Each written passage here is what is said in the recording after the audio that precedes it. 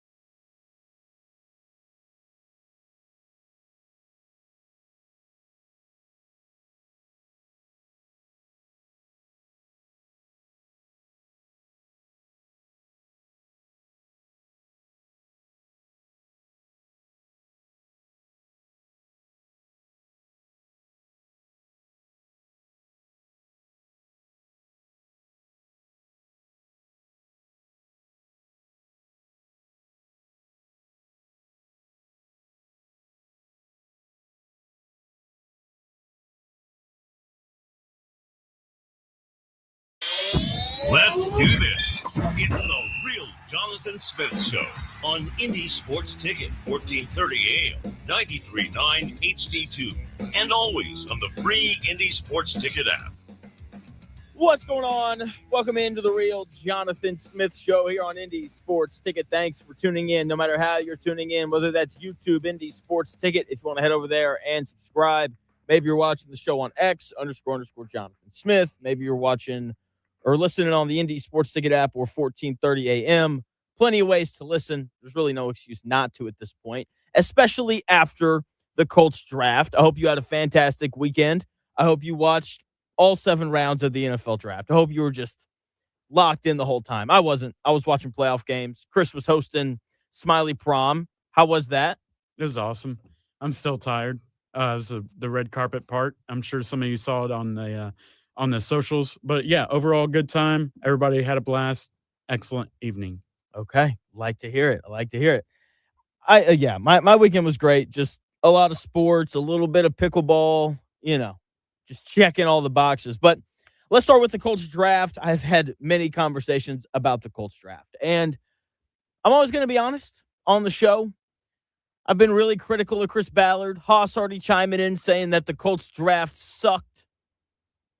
I disagree.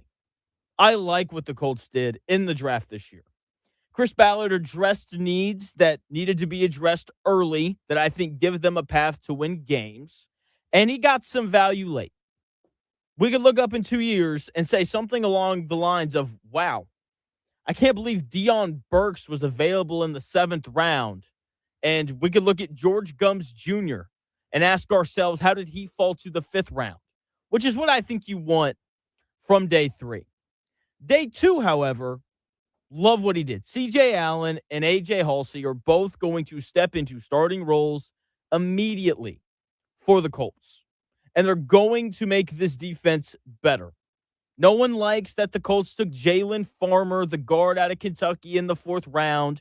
I think that's strictly an anti-offensive lineman bias because no one likes it when their team drafts an offensive lineman, especially an offensive guard.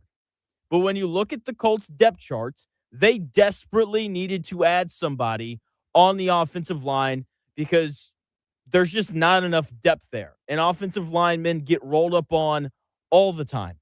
You need depth, and Jalen Farmer supplies that. I love C.J. Allen. He's fast, and he's physical. And when the football is snapped, he just immediately knows where it's going. And when it comes to linebackers, that's really all that I care about. Zaire Franklin was slow. Felt like he was slow off the ball, too. It felt like it always took him like half a beat too long to figure out what play the offense was running.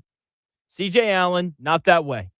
He's a great tackler as well, and I love hearing what Chris Ballard had to say about his new linebacker after the draft, after day 2 on Friday. We've liked CJ through the whole process. He stands for all the right stuff. He's an athletic, fast Mike. He'll be a green dot guy for us from the get-go. I mean, he's a face of the program type of guy. He's a really special dude now. Loves to play, serious about football. It's evident when you watch Georgia tape. I mean, he shows up. And look, I mean, Kirby and Will both, Muschamp, who's been a friend a long time, like they were effusive in what kind of player this kid is. So, and it's a good fit, for us. Everything that Chris Ballard said there is nice. You like hearing it. I get it. It's Ballard. So we're just going to chalk it up to a load of crap. But when you watch Georgia, you can't miss C.J. Allen. That is how pros should look in college. You should watch their game and notice them on every single play. And that is the kind of guy C.J. Allen was really from the jump at Georgia. I mean, he was the starting middle linebacker at 19 years old for Kirby Smart. What other endorsement of the guy do you need? I like Anthony Hill Jr. more just because I like the size. He's bigger. He's got longer arms, all those things. But CJ seems like a guy who's going to be able to come in, help them immediately. He's a green dot guy, as Chris Ballard said there. Basically, he's going to call plays, which means he's a smart football player. I hope Ballard's right, and I hope that CJ Allen is around for a long time. And I hope that he's good immediately. I think that's the most important of everything that I said there. AJ Halsey, I think, was a bit of a surprise to Colts fans. I thought that, it seems a lot of people were expecting an edge rusher or a wide receiver in the third round of that draft. Instead, Chris Ballard decides to go, nope, we're actually going to go with the safety here, which was a need for the Colts. I wasn't overly excited about it at first, but ultimately, this is a guy who can do a lot of different things. He can play in the box. He can cover the middle of the field. And, when you have guys like that, when you have a flexible safety that you can move around, that is an advantage, especially for a defensive coordinator like Lou Anarumo, who likes to do weird outside of the box things. Here is Chris Ballard on the Colts' new safety. And then AJ's interesting. He's an interesting guy. And what I love the most is, especially in the transfer world, but goes to New Mexico, starts, goes to Houston, starts, goes to LSU, starts, takes the ball away. He's physical. No, he's going to be a good addition. We think we got younger and faster on defense. See a box guy? I don't quite see it that way. I mean, I know that was getting thrown out there. No, we think he can play down and, in the middle of the field. Younger and faster, right there from Chris Ballard talking about the improvements on defense. I like hearing that. I think that's true. I like hearing that, AJ Halsey's the kind of guy who's going to take the football away. If you don't notice the safety, then they're probably doing their job. When you notice the safety, it means one of two things. One, it means they're not doing their job and they're getting burned, or they're taking the football away. Cam Bynum was a good player for the Colts last year. My favorite thing about him is I didn't notice him outside of 4 plays where he had 4 interceptions last year. That was it. And hopefully AJ can come in and be another guy who takes the football away. If he is, then I'm going to love this Colts defense and the secondary. So ultimately, I liked the Colts' second and third round picks. I didn't mind the offensive guard in round 4. From the 5th round on, I thought that they took some swings. I like that. Those are guys that are long shots to make your roster anyway. Bet on traits. I thought they did that with George Gumbs Jr., edge rusher from Florida. Dude ran a 4.6 40. He jumped 41 inches. It's a really good athlete. If they can develop him, then maybe he turns into like a solid rotational edge rusher for them. That's what you're looking for on day 3. Caden Curry, Greenwood kid, played at Ohio State. I'm never against taking guys who played at Ohio State, because if you play for them, that means you've got a lot of talent. Okay, so I don't mind that pick. They need a depth at running back because DJ Giddens didn't play very well last year, so I didn't mind the Seth McGowan pick in the 7th round, and the Deion Burks pick was awesome. A freak athlete who can really run. It's a nice swing on a player. I liked their process. They drafted needs with their valuable picks, and they took swings on day 3. Now we just have to hope that some of those swings hit. All right, and that CJ Allen and AJ Halsey can both contribute immediately. The people that I've seen that don't like the Colts draft are complaining about wide receiver. I saw a lot of complaints about, why didn't they take Surratt in the 4th round and all that kind of stuff. You just think that because he was an IU player. If Elijah Surratt played anywhere other than IU, Colts fans would not like him. Not a great athlete. Sure, he's got great hands, but I'm just not convinced he's going to be able to get open at the NFL level. Okay? Now, I want to go back in time here because I think this is important. Back on April 8th, I said that the Colts should not draft a wide receiver. I talked about how they really only had 2 value picks. Now, the number that the picks were changed, right? They trade down from 47 and so on. But they had 2 day 2 picks. Those were really the only valuable picks that they had, because once you get outside the top 100, I don't expect for you to find players who can start immediately. Now, hopefully they can develop into starters, but the expectations for guys drafted in the 4th round on are lower than guys in the first 3 rounds. So Chris Ballard used that 53rd overall pick on a linebacker, a need that they had, and they used their 78th overall pick on a safety, a need that they have. and they didn't use any of their picks on a receiver until the seventh round, where they got an interesting guy in Deion Burks, who runs a 4.3, has a 42.5-inch vertical, and benched 225 26 times. Dude's just an absurd athlete. He's just undersized, so I wouldn't count on him replacing Michael Pittman Jr., but maybe he finds a role for the Colts this year. We'll see. Drafting is often a lesson in fiscal restraint. So whenever I first moved here, I waited tables. It sucked. I didn't like it. And whenever I would go grocery shopping, value brand was a lifestyle that I had to live by. And whenever I would search for like chicken or beef, I would look for that little yellow clearance sticker that said half off because it was going to expire the following day. And I'd take it and I'd run home and I'd throw it in the freezer. That way I could eat it later before it went bad. Okay, the Colts this year were drafting for utility over luxury because they didn't have a first-round pick. Okay, their draft capital did not allow them to find a blue-chip prospect like Sonny Styles or a safety like Caleb Downs or an edge rusher like Reuben Bain. So instead, they had to go great value brand in the second and third round to get guys like C.J. Allen and A.J. Halsey. Two players that'll do their job, be nice players, but ultimately they are second tier in terms of their position in this year's draft. Okay, the same reality applies to the wide receiver room. They didn't have enough premium picks to address all of their needs on the first 2 days of the draft. And so since they couldn't afford a top-tier rookie, they didn't draft one until round 7. Okay? So right now, they're going to have to go hit up the veteran market. They're going to have to go look for that yellow sticker that says, half off. Okay, projecting Nick Westbrook-Akine as wide receiver 2, it's a sign of a thin pantry. Adding a proven veteran, though, like Juwan Jennings, who's a free agent, Stephon Diggs, who's a free agent, or Deebo Samuel, who's still a free agent, is a really nice way to give Daniel Jones a little more juice on the outside.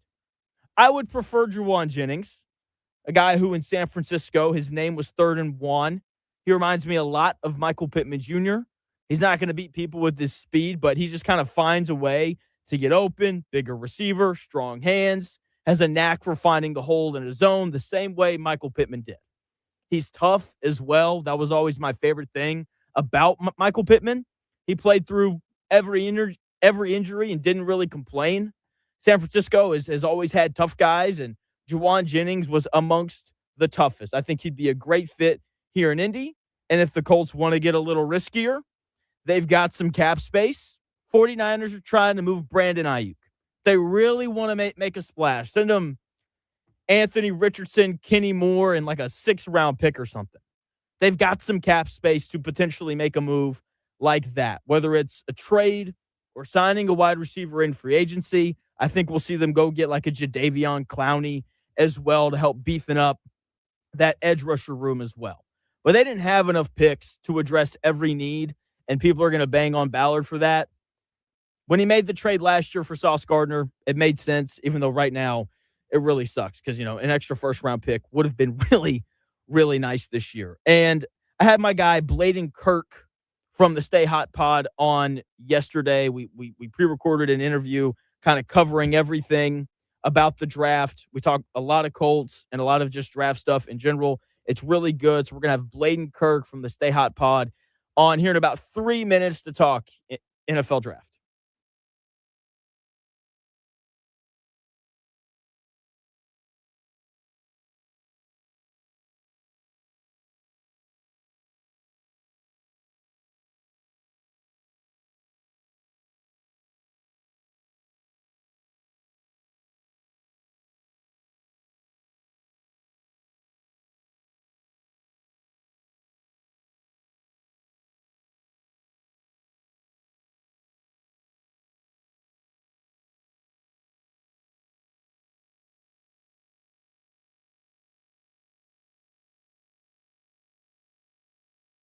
Show here on Indy Sports Ticket. Thank you for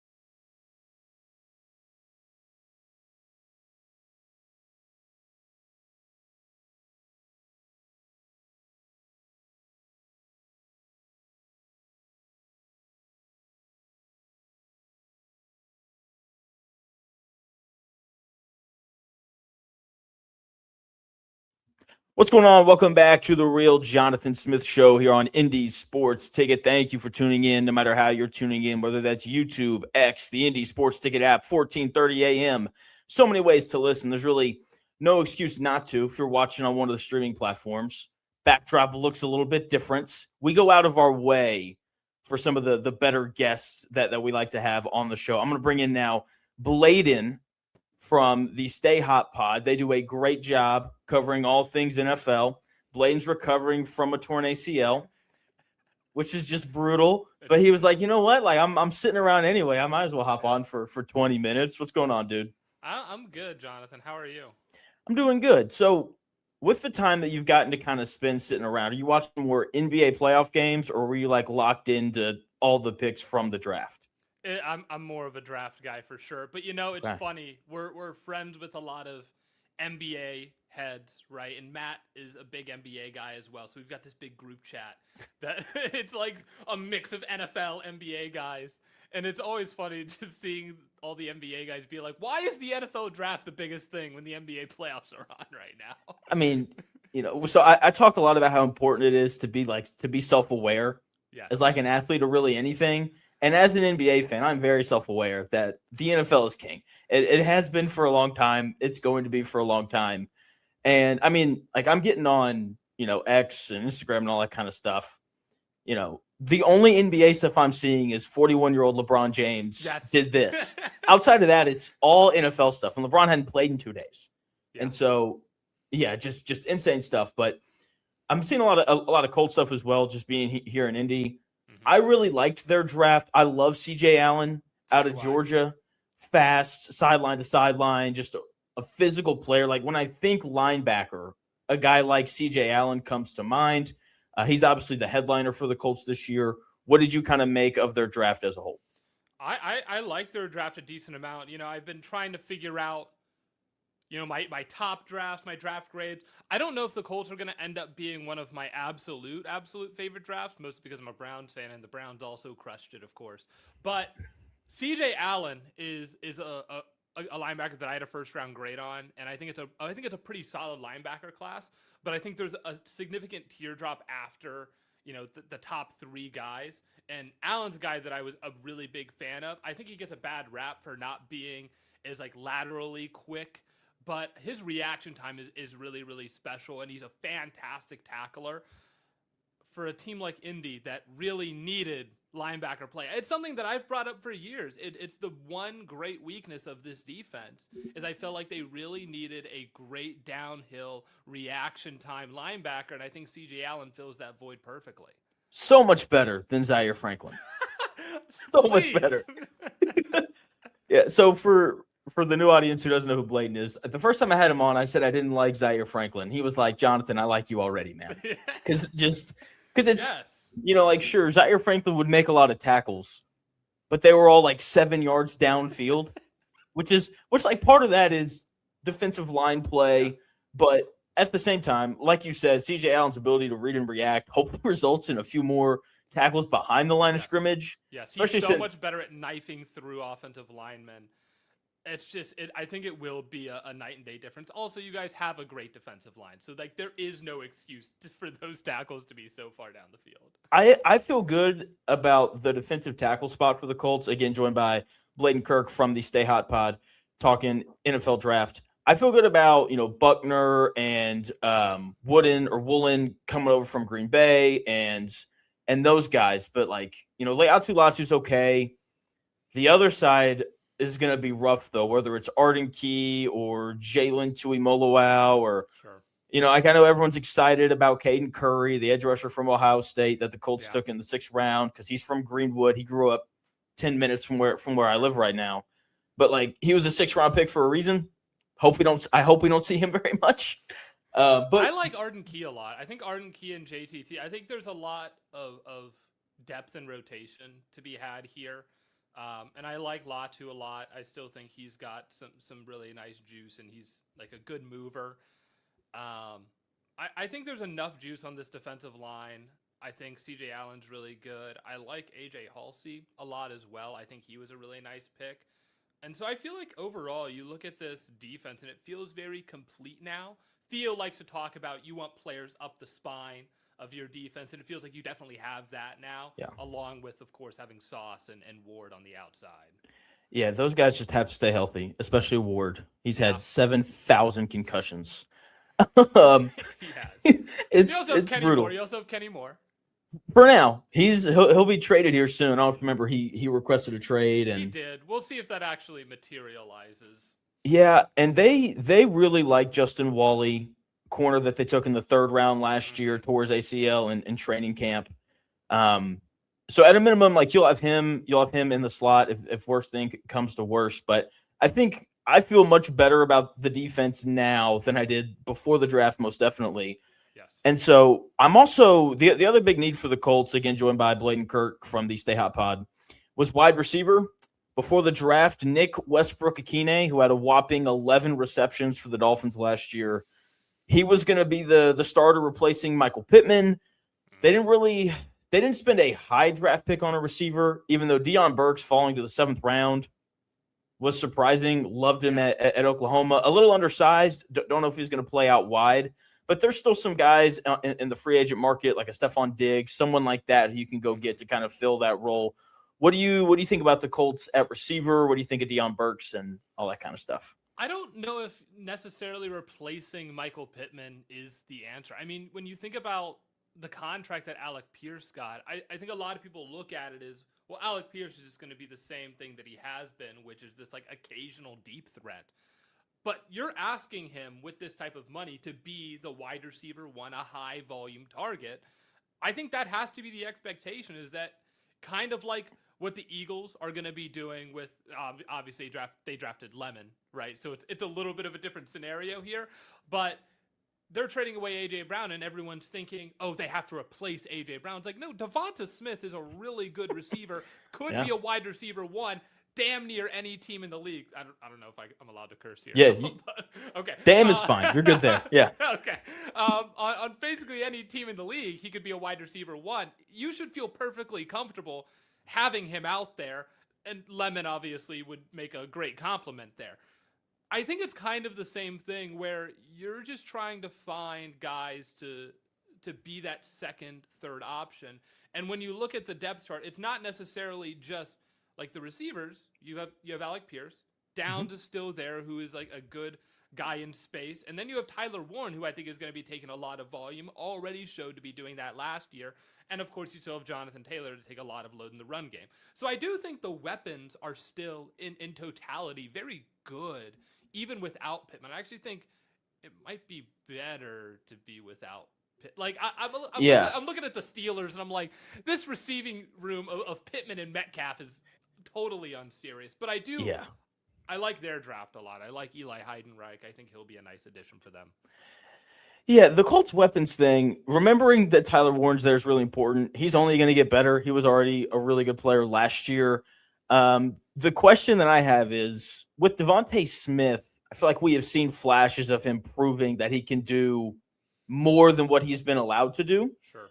Whereas with Alec Pierce, don't see him run very many like deep over routes. Don't see him catch drags and take off for another 8 yards. And so because there's all these questions, with that being said, I don't think that the Colts would have offered him this amount of money if they didn't think that he could do all those things. Right. With that being said, it's Chris Ballard, so who knows? We are not Chris Ballard fans on the show, if you can't tell. And so I think that just because there's more unknown there in terms of what Alec Pierce can do, I'd like to have them a little more juice and excitement. I know a lot of Indianapolis people were hoping for Deshaun Stribling in like round 3, and then the 49ers were like, no, we're going to take him with the 33rd overall pick, which was bizarre in its own right. So the receiver thing's a question. The thing that I keep coming back to, though, because everyone's just enamored with the draft, and that's everywhere. That's not just Indy. What's Daniel Jones going to look like 9 months after tearing his Achilles? I mean, and it's not just like, I mean, he broke his leg, and then he tore his Achilles, right? Like, there's a lot to come back from here. There is some concern for the future of this offense, but I think you have to just sort of trust that it's going to be okay. Which is I like a Steichen. hard thing to do. Yeah, it's like you like Steichen. the offense looked good last year when Daniel Jones was healthy. So you have that optimism of, okay, we know that there is a floor here. Even though, like, it was something that I was like, I don't know. I don't love Daniel Jones. But I didn't like it. I'm very on the record ripping it for a while, and then I was wrong for like 8 weeks. I didn't like the Seahawks bringing in Darnold, and they won the Super Bowl. But you get the right coaching staff that can maximize strengths, and we've seen it has sort of been the era of maybe the coach matters a little more than the quarterback, which is sort of contrary to conventional fan wisdom, I guess you would say, or analyst wisdom.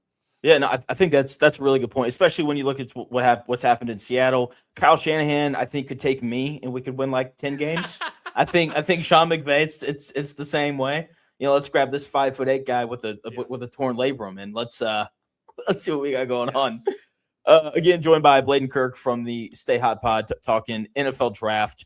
Are there any picks from the Colts that you didn't like or just found strange?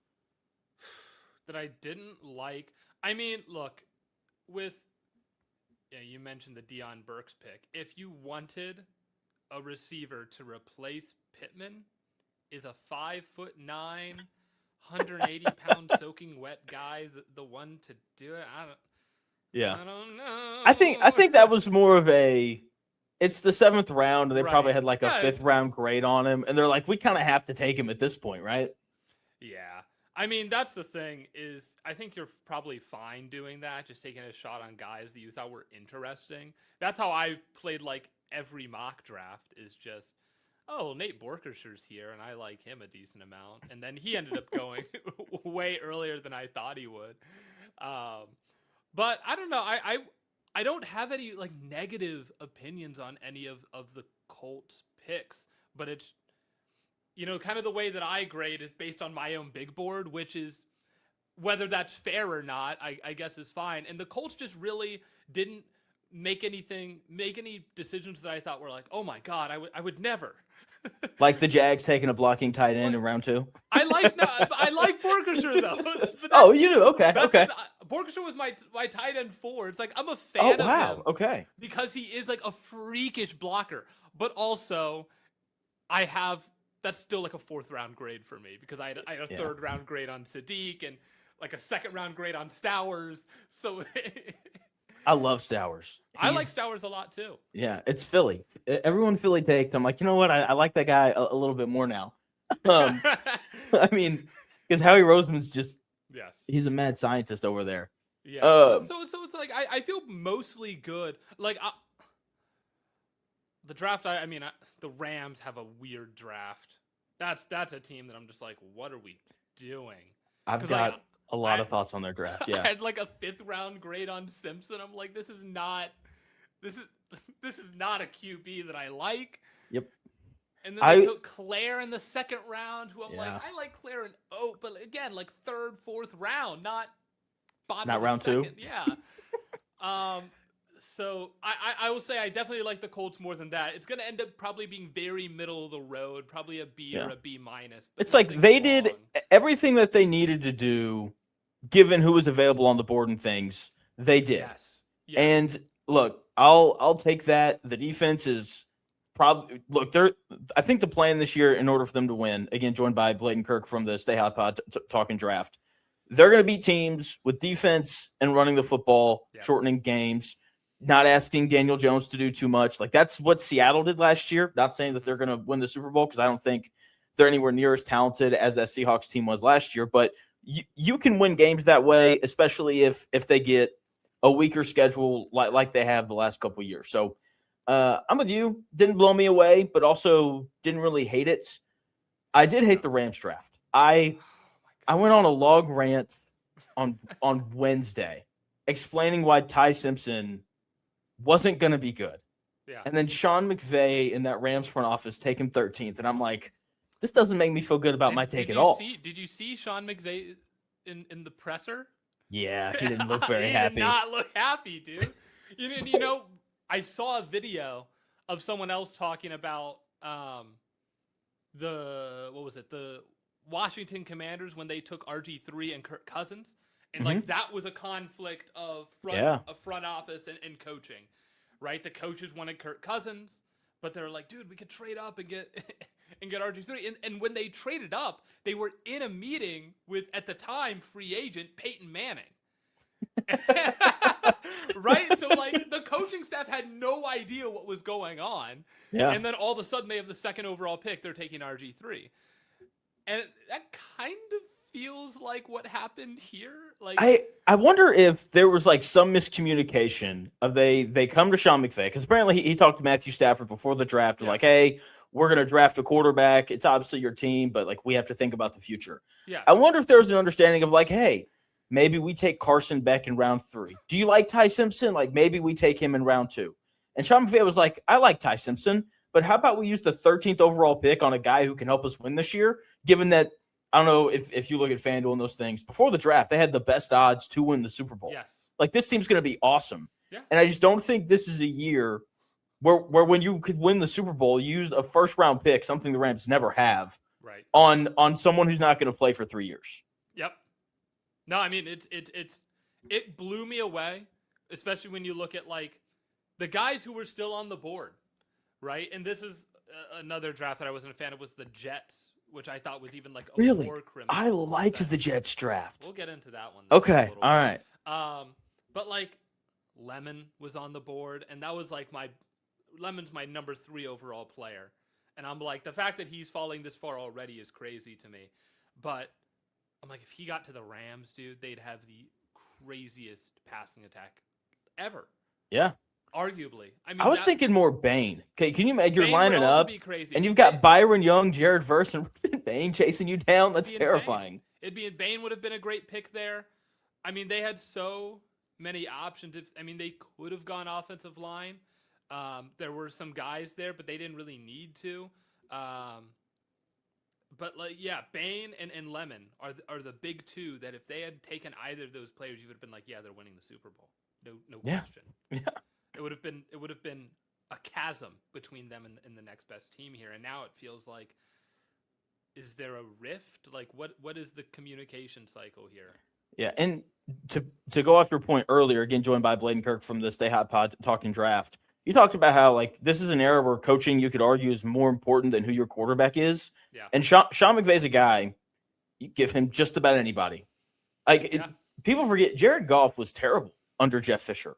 Yeah. He looked like an absolute bust, and then Sean McVay shows up. In the NFL. Yeah, and then Sean McVay shows up, and they're in the Super Bowl. Sure, that they only scored 3 points, but still, I mean, he's a wizard, and so so if Ty Simpson works, I'm giving Ty Simpson no credit. But this is the only reason I didn't give this pick an F is because it's like such a good situation for Ty Simpson. I'm like, if he's gonna work out anywhere, it's probably gonna be sitting behind Stafford and being with Sean McVay. But dude, I just don't like him as a prospect. His footwork is bad. His pocket presence is bad. His accuracy, like the people give credit for like, oh, he's in this pro style offense. He's so smart. I'm like, even when he gets, like I see the highlights of like, look how he gets to his third read and manages the pocket. I'm like, dude, his feet are all over the place. The ball was horrifically inaccurate. And it's like, I get he had a lot of drops, but there's a lot of plays where he just does not look comfortable. He's got some twitch to him. Like there's some things that I will give him credit for, but I like Nussmeier more, even with the injury concerns. Love Nussmeier. Nussmeier, I think it's a bad rap for this past season because 2024 he was awesome, dude. He was hurt all year last year. He was hurt all year. The question is, like, is he ever going to get back from that? Because it kind of feels like a Tua situation now. Okay, it's like a back injury, right? Yeah. So it's like, how much is that going to hurt you long term? Because Tua had like the whole hip thing, and that like completely sapped his athleticism. His pro day, he was throwing like 5 yards in front of his face. I'm like, this is bad, dude. Good. And so like if Nussmeier's on that trajectory, I have concerns. Aller, I think is a way better prospect. I mean, I like Aller more. This is what I said about Ty Simpson. I said I like my quarterbacks like old furniture, things that are big and hard to move. And he kind of reminds me of Kenny Pickett, undersized, not a great arm. Yep. If he was gonna work out, like you said, LA's a perfect place because he's gonna play in a dome for a really good offensive head coach. Whereas a lot of people were mocking him to Pittsburgh at 21. And it's like you put that small quarterback in cold weather without a big arm, it's gonna be brutal for him. And so like you said, this is the best place for him. There are a lot of other quarterbacks that I liked more though. Yeah, I wasn't a fan of him. Yeah, I wouldn't either. All right, let's talk Jets because You love the Jets draft. I really like it. Like, I know I'm assuming you wanted them to take Arvell Reese at 2. I just wasn't a big. They could have taken Reese. They could have taken Downs. They could have taken Style. I'm just not a big David Bailey fan. My thing, like they cleared, like their pass rush was non-existent last year. True. I think it's a large part of why they didn't record a single interception all year. I think that's an insane stat. Yeah, that's like the only time ever. I mean, it's kind of crazy. Unbelievable. And so I liked my thing on Arvell Reese. I think he went to the perfect place as well. Like he'll be able to kind of play off-ball linebacker while he develops as a pass rusher. My thing with Bailey is like I think he's going to show up, and I don't know if he's going to be a double-digit sack guy immediately because rushing in the NFL is entirely different than rushing in college. But I think he'll have around 8 sacks, maybe year 2. You see him kind of break into 10, which will be really good for them. I really like Kenyon Sadiq. I know he's undersized, more of a pass catching guy, but I like the explosiveness. Omar Cooper Jr. is an absolute stud. Like that guy's good. Here's the thing. I like the Cooper pick is my favorite of the 3 by him and Pons, both of them. And I like Pons, so like I like Klubnik too. So like maybe at the end of the day I'll end up coming around on this draft. But I keep coming back to like, dude, David Bailey he's got a great first step. Speed to power is awesome. He's light and he doesn't have that much bend, right? That's fair. And his hand skills and like his movement, or like his bag of tricks as a pass rusher, just not very deep. And so like the path to him being a successful at his thing in the NFL is for him to be Jared Verse, right? But he's got to put on more weight to be that, right? He's just too light, I think, to operate as a pure speed to power guy in the NFL. But he produced at a high level in college. Like, I understand why he went, like, it's perceived as the safer pick because, like, oh, he's productive and all this stuff. But, like, I think there is a big risk here with him not having, like, this ridiculous athletic profile the same way that Styles and Reese do, where even if Reese has to be an off-ball linebacker, even if he's like still learning the pass rushing moves, there's a video of Ben Solak doing a film breakdown with Arvell Reese, and he's showing him some of his like pass rush wins, and he's like, what was like going through your head? He was like, dude, I was just trying shit. Like, I don't know. He doesn't even know what he's doing. He's hitting these, like, he's clubbing the arm, ripping through, and he's like, yeah, I don't know. It just seemed like the right thing to do. I wish, man. That's like, nuts.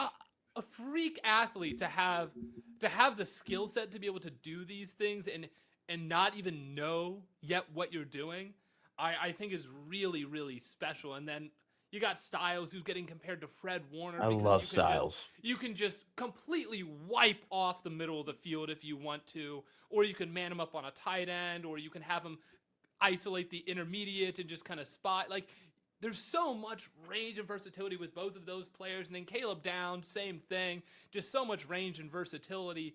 And David Bailey kind of feels like one trick. And even if that's fair. And even if the trick materializes into what it could be, Jared Verse, I really feel like, is sort of a product of the Rams being super diverse along their defensive line. If he had to be the one guy, would he be as productive and successful? Maybe not. Yeah, that's the best critique I've heard of it. So for the second overall pick, like that just feels like a lot. Yeah, that's fair. Yeah, that's totally fair. Again, joined by Blaidin Kirk from the Stay Hot Pod. Blaidin, I'm going over. I don't really care though. Last thing for you here. Who had your favorite draft class? that's the thing I'm struggling with most right now. So obviously there's Cleveland, right?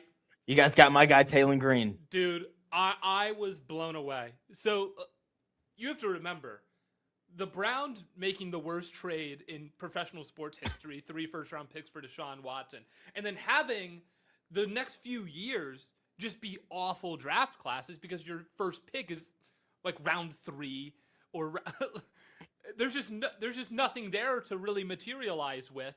And everyone's like, dude, Andrew Berry sucks as a GM. I'm included in that because I think to some extent the Watson deal does go on his resume, even if that was the owner's call. Last year crushes it on the defensive side. Mason Graham, the trade back Monster. at Mason Graham, Carson Schwessinger, awesome. Just a phenomenal draft. And then of course he trades for Tyson Campbell in the middle of the season. I loved that trade. And then this year, Fano was my offensive lineman 1, and then Concepcion and Boston, who are my wide receivers 4 and 5, but I have first round grades on both of them. And then McNeil Warren, who is my safety 3, and they got him near the end of the second round. And I there was projections of him going in the first. And I'm like, dude, first 58 picks, we got 4 guys in my top 40 on my big board. I'm like, this is unbelievable. And then, of course, like you just said, Taylor Green, right, who is who's like the second highest RAS quarterback of all time. Yeah. Look, I am an Arkansas fan. Okay. And there are moments from watching Taylor Green the past few years where you're just like, oh my gosh, this guy's insane. Yeah. And then there are other moments where it's like, oh my gosh, this guy's an idiot. I mean, that's how it was. He would make the craziest play ever. And I think part of it, because when you go back, like some of the decision making isn't good. Sure. Part of the issue was Arkansas's defense was bad. And I think that he knew that if they were going to win games, they had to score, 48 or more. Yeah. And so you saw him pushing things and making throws I don't think that he would have made the year prior. Mm-hmm. So I really like him. You've got 7 quarterbacks in that quarterback room now. It's kind of insane. He may end up being, by the way. Yeah. He may end up being a practice squad guy, which I would hate because I think he's more talented than a lot of the guys in that room already. But if he's your practice squad guy, now you've got training for Lamar Jackson. Yeah, seriously. I mean, look, John Gruden compared him to Randall Cunningham, which I think is that's all I needed to hear. That's a fine comp, dude. Sign me up for that. He's 6'6", 230, so. Jeez, man. All right, I lied. Last thing this time for real. Least favorite draft, if you have one. I mean, outside of the Rams, I don't know. I don't know if there's one worse than the Rams right now. It's so bad. How about instead of a least favorite, I'll give you a shout out to Pittsburgh for another great draft. That works. Which burns my soul. Max Iannaccio, great first. I didn't think they were gonna make a first round pick that good. Yeah. Just historically, I don't have a lot of faith in them to do that. But Iannaccio has such great feet. He's a multi-sport athlete. And so he's still very new to football, but his footwork is phenomenal already as a tackle. He needs to get a little bit better in the upper body strength area, but no one's going to beat him around the edge. And I think that's something that Pittsburgh's really going to need. One thing that they struggle with, and part of this might be Rodgers, but I think part of this could also be the infrastructure, is like they're getting the ball out so early, their offense isn't real. It's a completely fake Fugazi offense where it's like drop back, 1.5 second ball out. No, can't happen, right? And the receivers reflect that. It's a back shoulder fade. We're gonna do slants, and no, we got to have something real. We got to be able to run dagger. We have to be able to run real concepts. And I think Iannaccio allows you to do that because he can actually get depth and create a real pocket. The Bernard pick I'm a little bit lower on. Drop problems were really bad. I was really high on Bernard coming into the college football season, but after watching this past season, kind of the same thing with Proctor. It's like he could have been my tackle 1 coming into this draft, but he had such a bad 2025, and Bernard's kind of the same way. Like, crazy athlete, crazy in space, But anytime you're asking yourself, well, if we can just get this guy the ball, I feel like you're already off to a bad start. Yeah, that's fair. I love the Drew Aller pick in the third. You talk about you want your quarterbacks like old furniture. They're That's him. sturdy. He's They're a little sturdy. sloppy. That's He my is. concern with him. But if you can clean that up, I mean, I think Mike McCarthy gets. I don't think Mike McCarthy's a very good coach. I think he Neither do gets a little bit too much credit. He does. So I don't know if he's the guy to fix Drew Aller's sloppiness or not. But No, but if he can clean think it up, Drew Aller playing with real wide receivers will help. that's true. That's a great point. That's a great point. Yeah. Okay. I really liked. They took a Georgia corner, Dalen Everett. Loved that pick Yes. in the third round. Yeah, man. It's just They took yeah. Jennings Dunker, who's like a fan favorite. I don't know if he's actually going to be any good, but he like feels like an offensive lineman. He went to Iowa, so Hey, man. Big white cornbread fed. right. It's like you're helmet scouting a little bit here, but like he is 6'5", 319. Like he's a That's big nice. boy. He's Yeah. a big boy, right? He Big can be dude. like they like to have people movers there. That's the type of guy I thought they'd go with in the first round. Yeah. But I think getting him at the end of the third is pretty solid value. Riley Nowakowski, the tight end out of Indiana, I think is a really solid, really nice like chess piece. You can kind of do a lot of different things with him. He's really unique. And then of course Eli Heidenreich in the 7th. I thought he could have gone in the 4th or the 5th. He is ridiculously talented. Like he gets Okay. the McCaffrey comps, but just as a receiver, I think he's going to be really, really, really special. He's got great hands. I mean, there's so many plays where the ball's like outside of his frame, and he's not a big guy, but you can see him just like time it, late hands, and he'll just stick one hand out and it just sticks to it. Right? It's not a one-handed catch where the ball like twists and moves. They'll show the slow-mo, and the ball is frozen.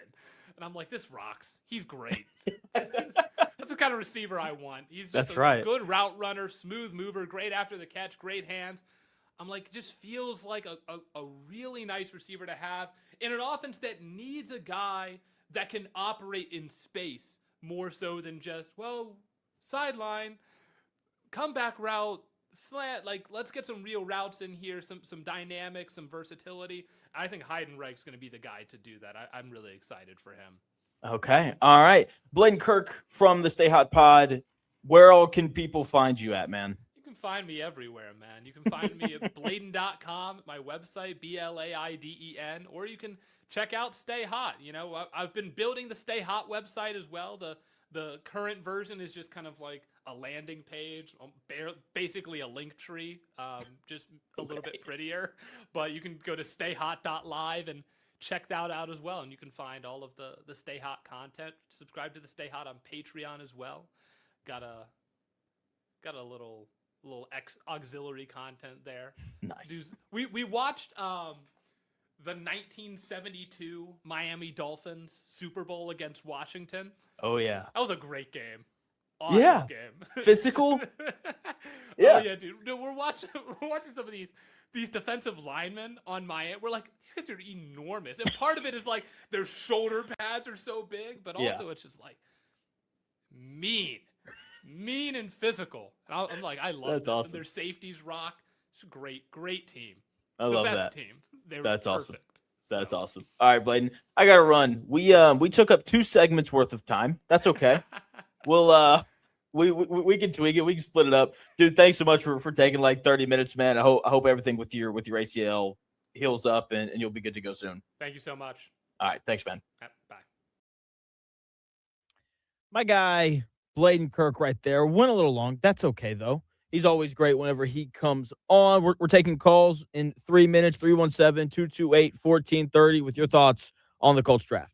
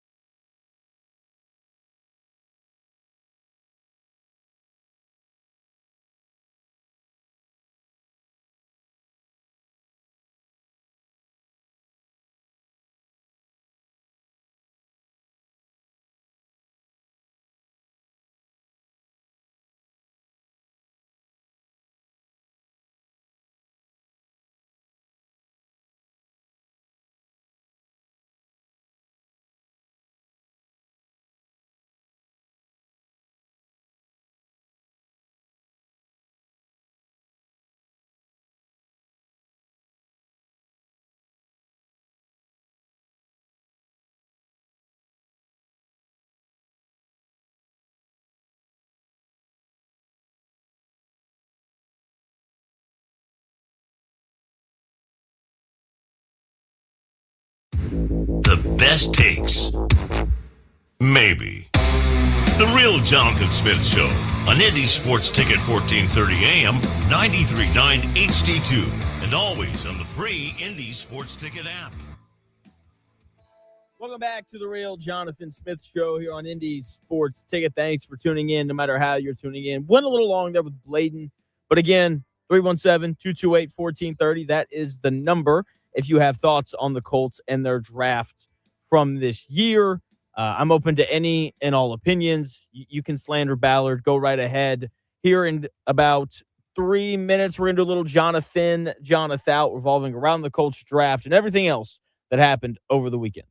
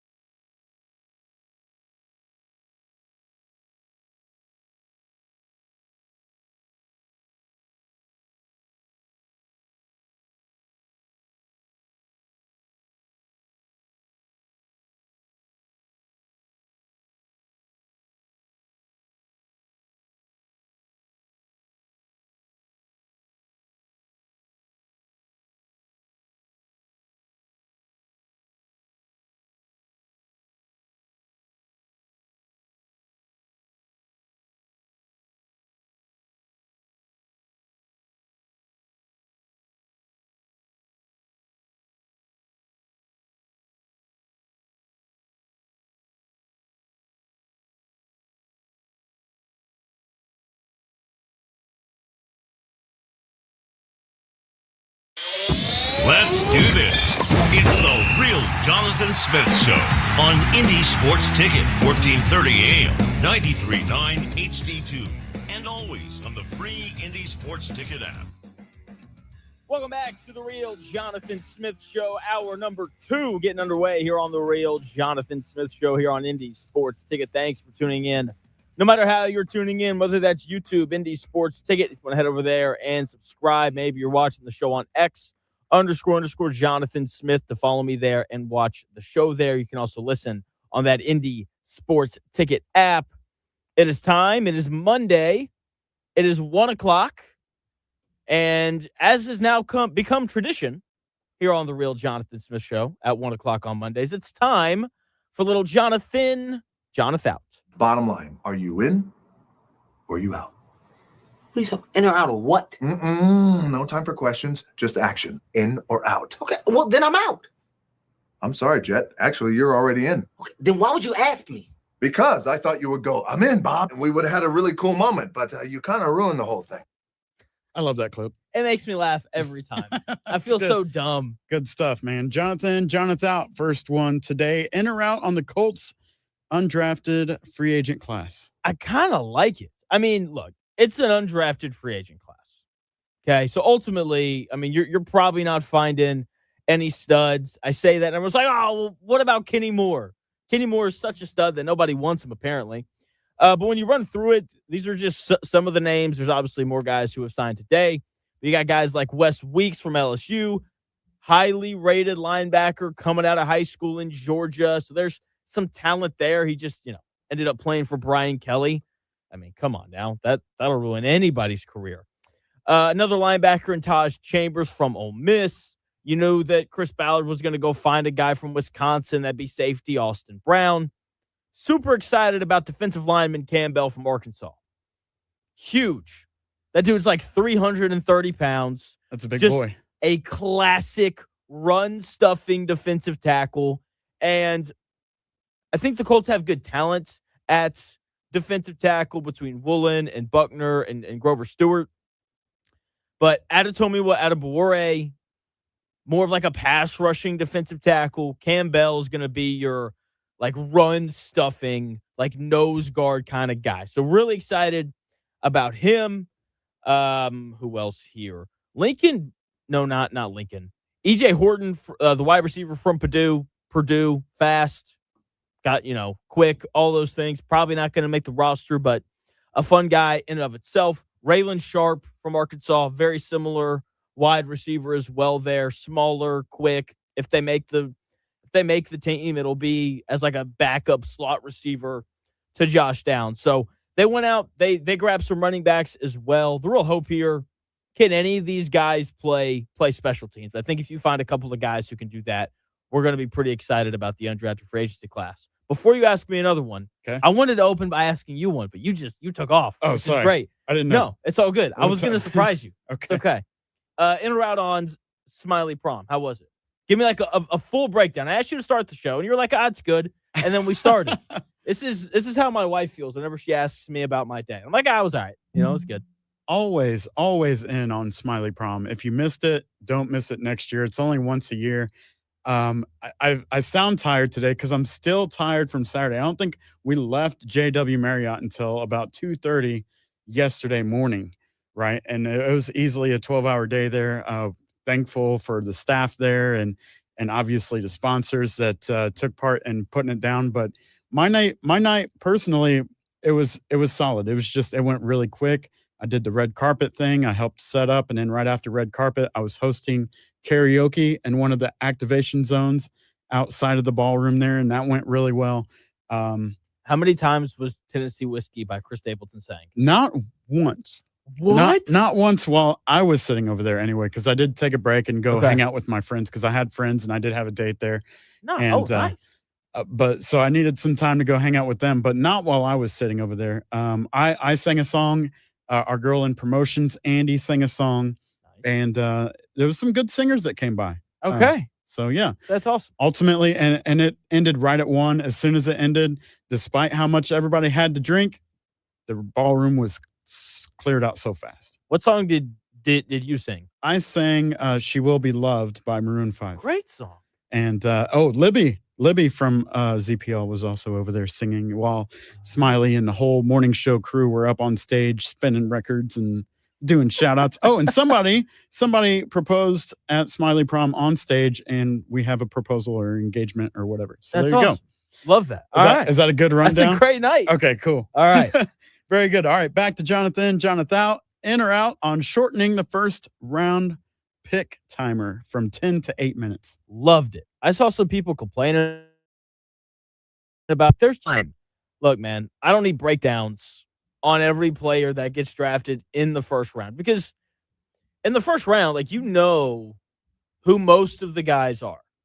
Like, if you pay attention to college football, if you pay attention to NFL draft stuff, which the majority of people watching the draft do, then you don't need Mel Kiper breaking down who the 25th pick is. Like, you don't need Mel Kiper breaking down Omar Cooper Jr. Like, you already know who that is. You don't need him breaking down Reuben Bain. Okay, so, like, let's shorten the draft show by an hour and keep it at 8 minutes. I was a big fan of it. Also, less sob stories this year. I think that's why we cut down on those as well. I realize that too. I am with you on that. The shorter time, like, hey, let's get it going. This is why we're here. I also agree. Yeah. Was that it? Yeah. Okay. Yeah. The next one, in or out, JonathIN, JonathOUT, on Anthony Richardson being on the Colts roster to start the year. I'm in on him being on the roster in terms of he will be on the roster, but I'm out in terms of how I feel about it. Like, I don't want him on the roster. I'm not surprised that the Colts couldn't trade him last night, because it's not like he's not, 19 years old anymore, or however however old he was whenever the Colts drafted him. You could have convinced me he was 17 with the way that people were talking about him.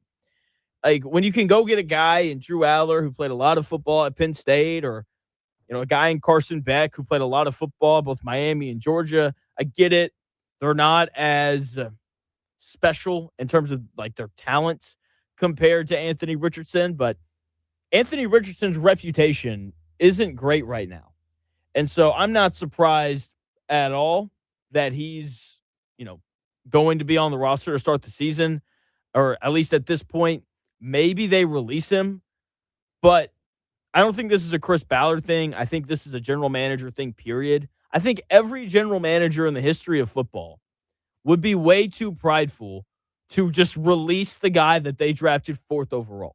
So, not surprised at all. I don't like that he's still on the roster, out on that, but I am in terms of not being surprised by it. Fair enough. Next, in or out, JonathIN, JonathOUT on LeBron to Bronny, alley oops. What about that? Man, I'm in on it because it's cool. Love how cool it is, because, like, it is. I mean, I like playing. So whenever I go home, and, like, my whole family goes home, we play 2-on-2 basketball in the front yard. Sure. And the way that we play a game on 8 foot, 8.5, 9, 9.5, 10. We start at the bottom. We work our way all the way up, right? And it's so much fun. Like, playing with my dad, whether it's, defending him or whatever. I couldn't imagine playing in an actual, like, NBA game with my father. That would be nuts. That's unreal. Yeah. So that part I'm completely in on. Sure. Out on the overreaction to it. People think this is just the craziest thing ever. I saw tweets like, LeBron just threw an alley-oop to his sperm. Stop the debate, or whatever. And I just think that that's absurd. LeBron is not the GOAT because he fornicated young. Jay Ivey would be so upset with him, by the way. So, yeah, yeah. Thanks. Let's not forget that. All right, next. Was that it? Yeah. Okay, Yeah. next, in or out, JonathIN, JonathOUT on this segment right here. The NBA's season length. Shorten it, man. Dante DiVincenzo tore his Achilles 2 nights ago. Another one, as DJ Khaled would say. Did anybody sing any DJ Khaled songs? No, but I'm sure Smiley did play some. Yeah, I'm sure he did. Absolutely. You have to. It's something like Smiley Prom.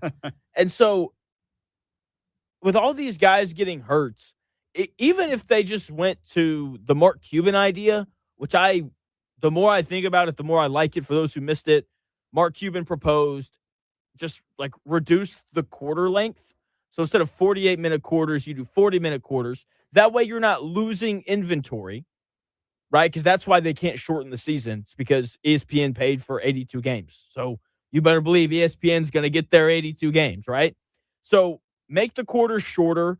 That way guys play less minutes. When they play less minutes, there shouldn't be as much wear and tear on their bodies. Minutes-wise, it's like the equivalent of cutting the season by like 12 games. And so I think that would be a good thing.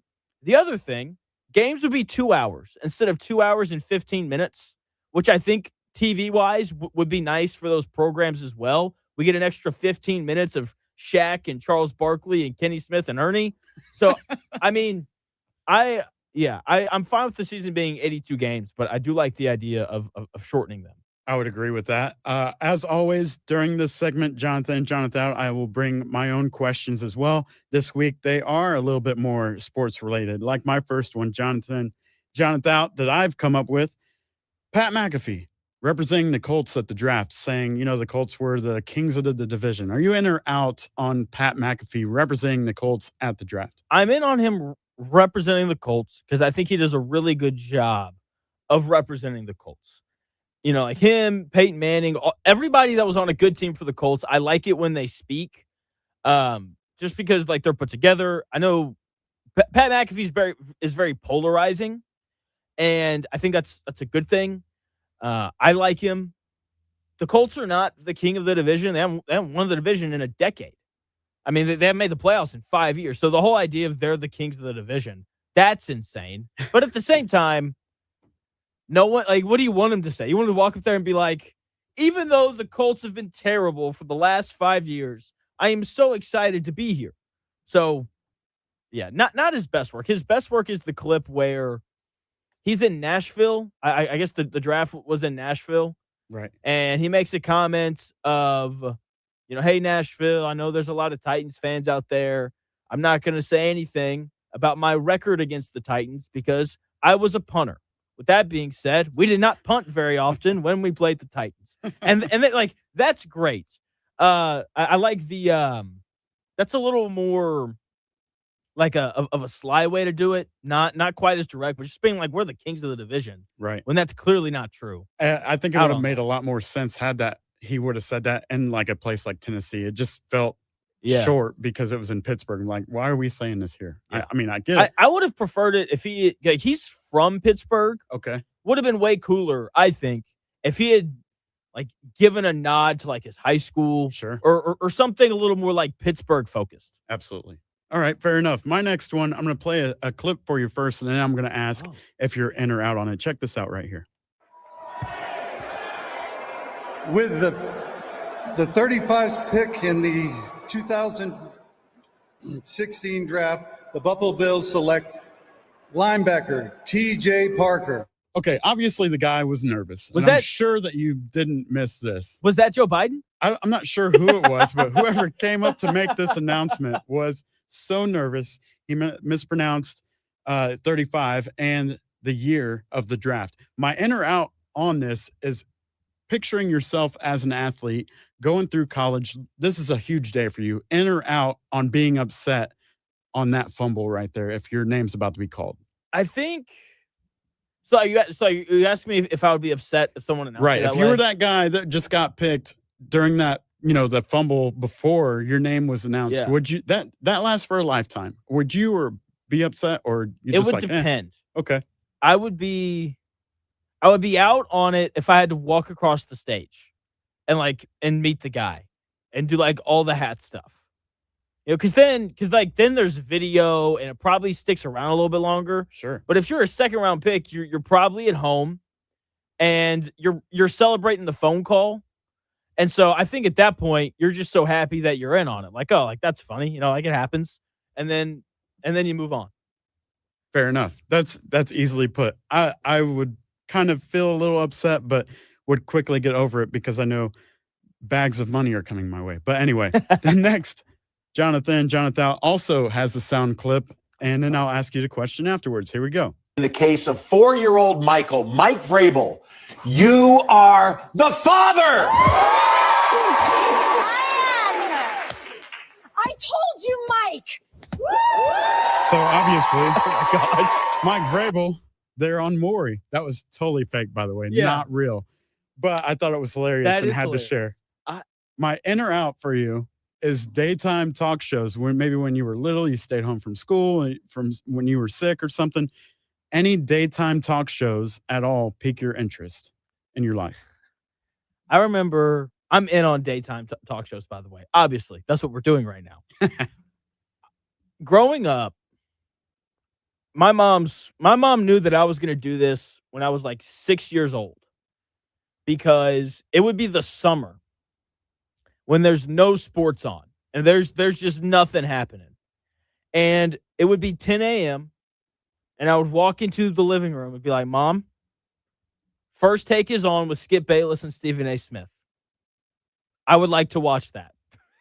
And she would let me. Yeah. And I would sit there and I'd watch the whole thing. And I would listen and, like, because this is when ESPN was awesome. And like Skip Bayless and Stephen A. Smith were at really like their peaks and they would go at it. And I thought it was awesome. And then when I got to college, I still do. I would record every episode of The Herd on FS1. Okay. And I would get home late at night from, practice or whatever. And I would sit down and I would go back and rewatch the whole thing. Because I just love this kind of stuff so much. So totally in on them. Fair enough. Absolutely. Totally acceptable answer. And not what I was expecting. I was thinking maybe you were like, yeah, I loved Springer. I loved Maury. Maybe like when I was a baby, I saw Ricky Lake or something crazy like that. But very good. That's the JonathIN, JonathOUT. And to close it out, I do have a conspiracy corner that I'd like to tie in before we go to break. The sounder. So you can say in or out on this as well. But like the story I sent you yesterday, tying in a conspiracy corner here, the last couple of years of NBA playoffs have featured players with torn Achilles or some type of season-ending injury, and they've all worn the jersey number 0. Conspiracy corner, in or out? Do you believe that there's something behind this? I'm out. If it was one thing where it's like every guy who's torn his Achilles has worked with this trainer, or every guy has had this sort of treatment in the past on their legs or something like that, I'd be in on that. I'm out on the number thing because it's just a weird coincidence. So DiVincenzo, Halliburton, anybody else who's worn 0 with the same injury in the last 2 years of playoffs is just a coincidence. Just a coincidence. On that Okay, one. fair enough. You? Nope, it's definitely a conspiracy. There's something behind it. I don't know what it is, but there's something going on. There's something in the water in the number 0 jersey department. That's hilarious. I mean, hey, man. Are you in Sorry. or you out? We were closing it out. Please, Oh. in or out? Go ahead. What? No, I mean, I don't even know. Like what is the connection, of like, and to be fair to you, I mean, everybody that it's happened to, they're all different. Like Jason Tatum's this like 6'10" power forward. Halliburton's a long, lanky point guard. DiVincenzo's this like shorter, stockier in comparison. Shooting guard. Who's the fourth one? There's a fourth Achilles tear in there that I'm forgetting about. You already said DiVincenzo. Yeah, DiVincenzo, Halliburton, Tatum. What's the Lillard. Yeah, I was at that game. It was brutal. Hated it for him. Lillard's like even smaller. So I mean, I don't know. Maybe it is the number 0. Maybe we should just ban the number 0 across the NBA and see what happens. Fair enough.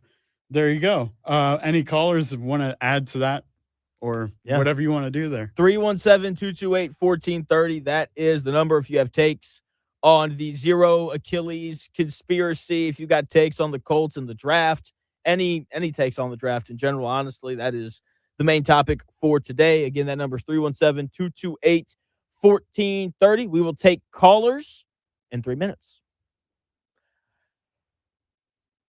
Life can feel overwhelming sometimes, and all your body needs is a quiet moment in a cozy, calming place. Salty Woods in Greenwood offers salt therapy, also known as halotherapy, a natural drug-free wellness practice that mimics the microclimate of salt caves. We've got a special deal for you only while they last. Starting Friday at 9 a.m., go to indiesportsticket.com and click on the Sweet Deals tab to get 2 seats in the Salt Room for half off. That is a $70 value, yours for just $35.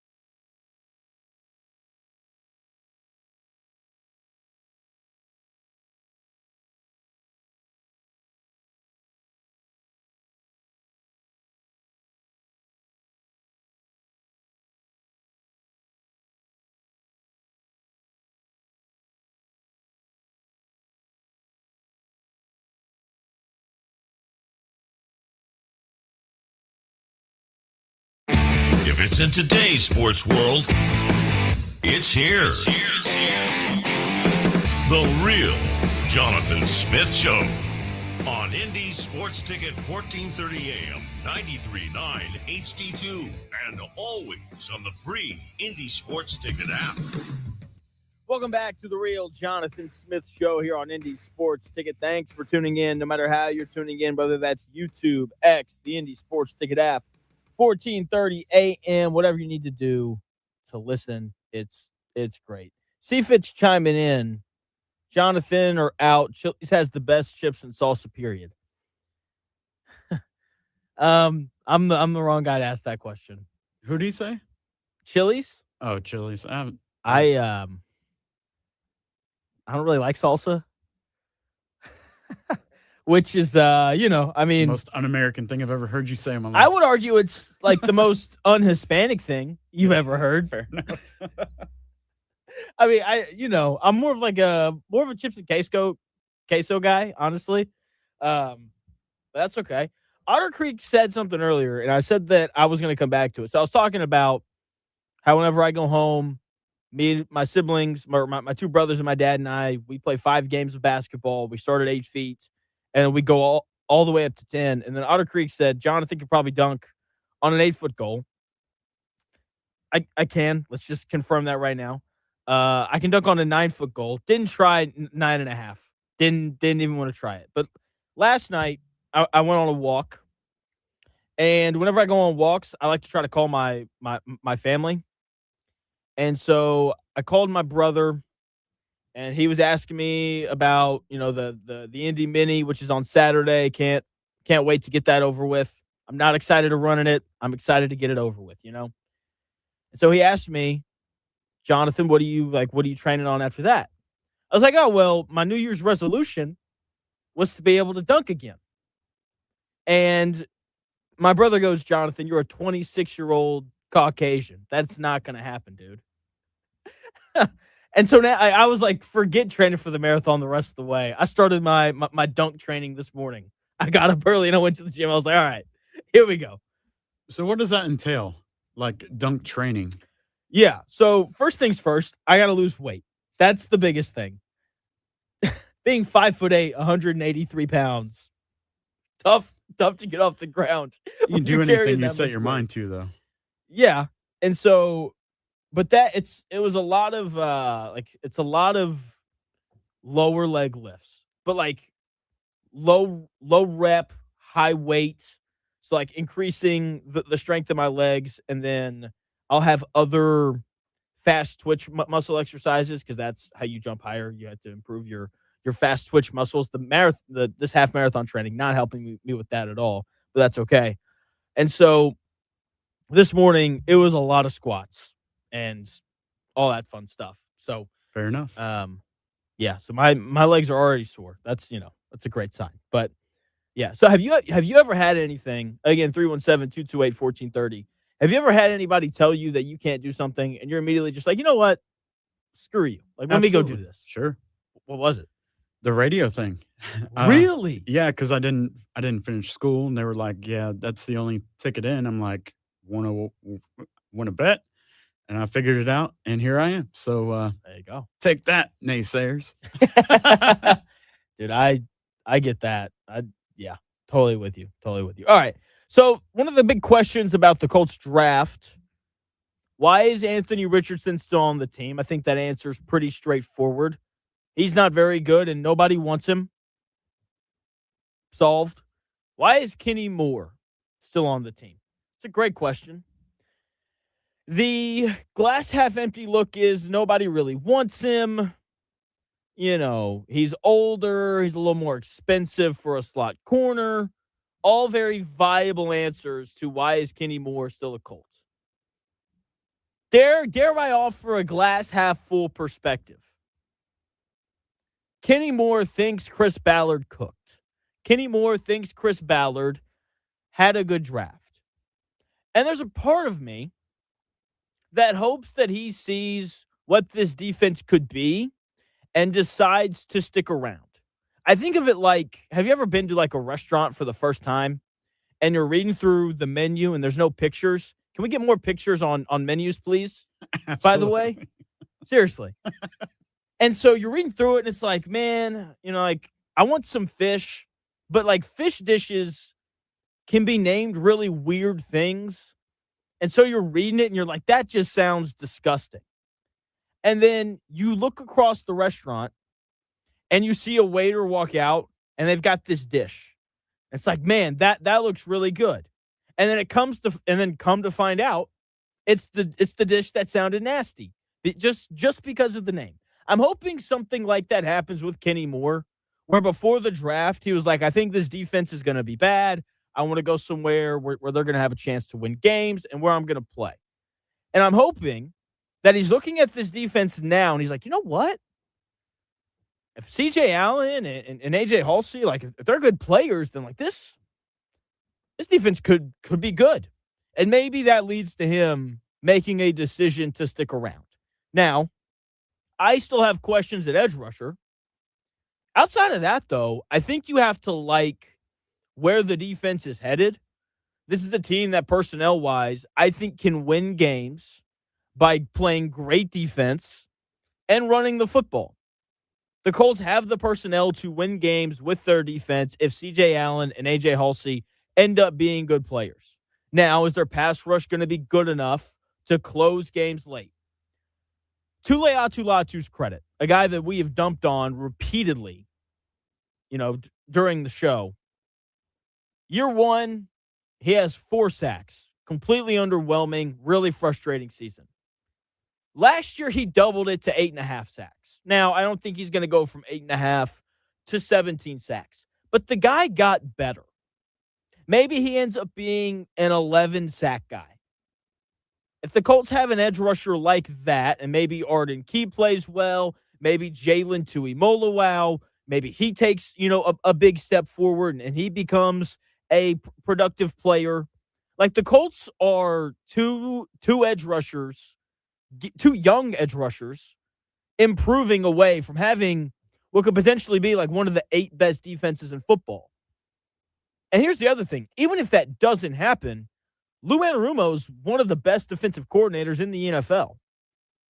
Even with the injuries defensively last year, they found a way to get stops. If Laiatu Latu can just improve a little bit more, if Jalen Tuimoloau can figure it out, if Arden Key can come over from the Titans and continue to play well, then this Colts defense could be pretty good, right? Then look, that has to happen, right? Like, those edge rushers have to improve. But maybe this is enough to get Kenny Moore to stay. And then, if Kenny Moore stays, this secondary becomes even better than it already was. So that is that's not even a glass half full perspective. That's like a glass 3/4 full perspective. I'm probably being a little too kind to this defense. But there is a path, given the personnel that the Colts have right now. Even if Kenny Moore does leave, they'll just move Justin Wally into that slot spot, and they'll be and they'll be fine. But if Kenny Moore stays, then I'm going to feel even better about this defense than I already do. In terms of the Colts winning games this year, they're going to need a nice schedule. Like, the schedule is going to matter a ton. With that being said, the schedule always matters a ton. If they can get another easy schedule, which finishing 3rd in the division should lead to an easier schedule, then the Colts are going to have a path to the playoffs, followed by a first-round exit. It's going to look a lot like the Steelers have the past couple of years. Play defense, run the football, shorten the game, do those things. Don't ask Daniel Jones to do too much, especially since he's coming off of tearing his Achilles. So, again, I like the Colts draft. I'm optimistic about this Colts football team right now. With that being said, if Kenny Moore decides to come back, I'm going to like this team a lot more. Even if it's just this agreement of, look, Kenny, no one wants to trade for you right now. This is what they should do. Hey, Kenny, no one wants to trade for you right now. Play with us for the first month of the year. Someone else is going to get hurt, and then that'll give us the opportunity to trade you. That's what should happen. We'll see if Chris Ballard does that or not. Probably not. He's probably going to release him. But even if they can get Kenny Moore to commit to that, because you can look up, be 3-1, and all of a sudden Kenny Moore doesn't want to go anywhere. Again, Colts need a break in their schedule in order for that to happen. But it's possible. Right now, the Colts are plus 340 to win the AFC South. Those numbers are going to move around once the schedule comes out. The Texans and Jaguars are both tied at plus 180 to win the AFC South. So they're not too terribly far behind those two teams in terms of what Vegas is expecting from them. With that being said, I think 11-5 is pretty reasonable for Jacksonville and Houston, and 9-8 is pretty reasonable for the Indianapolis Colts. So there's a path for this team to win games, and that's really what I wanted to see coming out of the draft. And thankfully, it's going to be on the shoulders of Lou Anarumo and the defense, not fresh off an Achilles tear, Daniel Jones, and this offense. Now, this is weird. I'm going to do a segment that has maybe never been done before in the history of Indianapolis radio. There were so many Indiana football players drafted that I'm going to work through all of them and give a positive outlook on how their rookie seasons could go. I would like to do the same thing for Purdue, but they had 0 players drafted. So do with that what you will. Positive note, if you look at the Canadian Football League draft boards, the number 1 player on there played at Purdue last year. So congratulations, Purdue. You can hang your hat on that. My thoughts on the Indiana football players that got drafted in 3 minutes.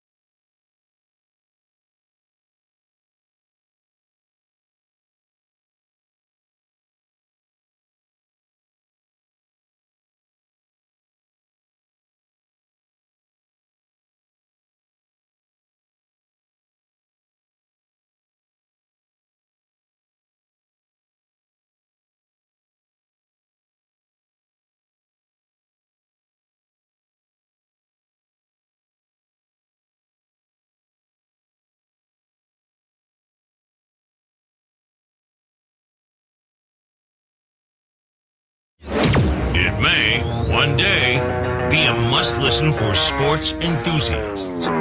Yeah, and monkeys might fly out of my butt. Uh-oh. The Real Jonathan Smith Show on Indy Sports Ticket 1430 AM, 93.9 HD2, and always on the free Indy Sports Ticket app. Welcome back. to the real Jonathan Smith show here on Indie Sports Ticket. Thanks for tuning in, no matter how you're tuning in, whether that's YouTube, X, the Indie Sports Ticket app, or 1430 AM if you're driving around the Indianapolis area.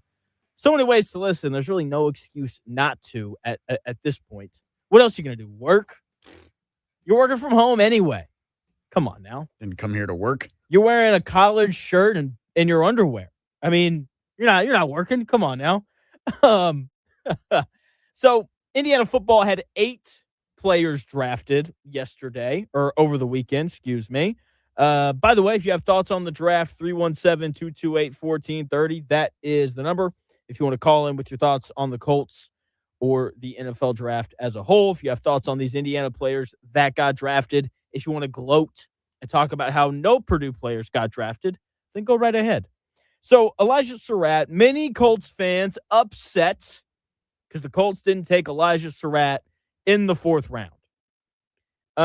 Again, I didn't mind it. They needed more depth along the offensive line. I know, super sexy pick there, going with an offensive lineman over a wide receiver.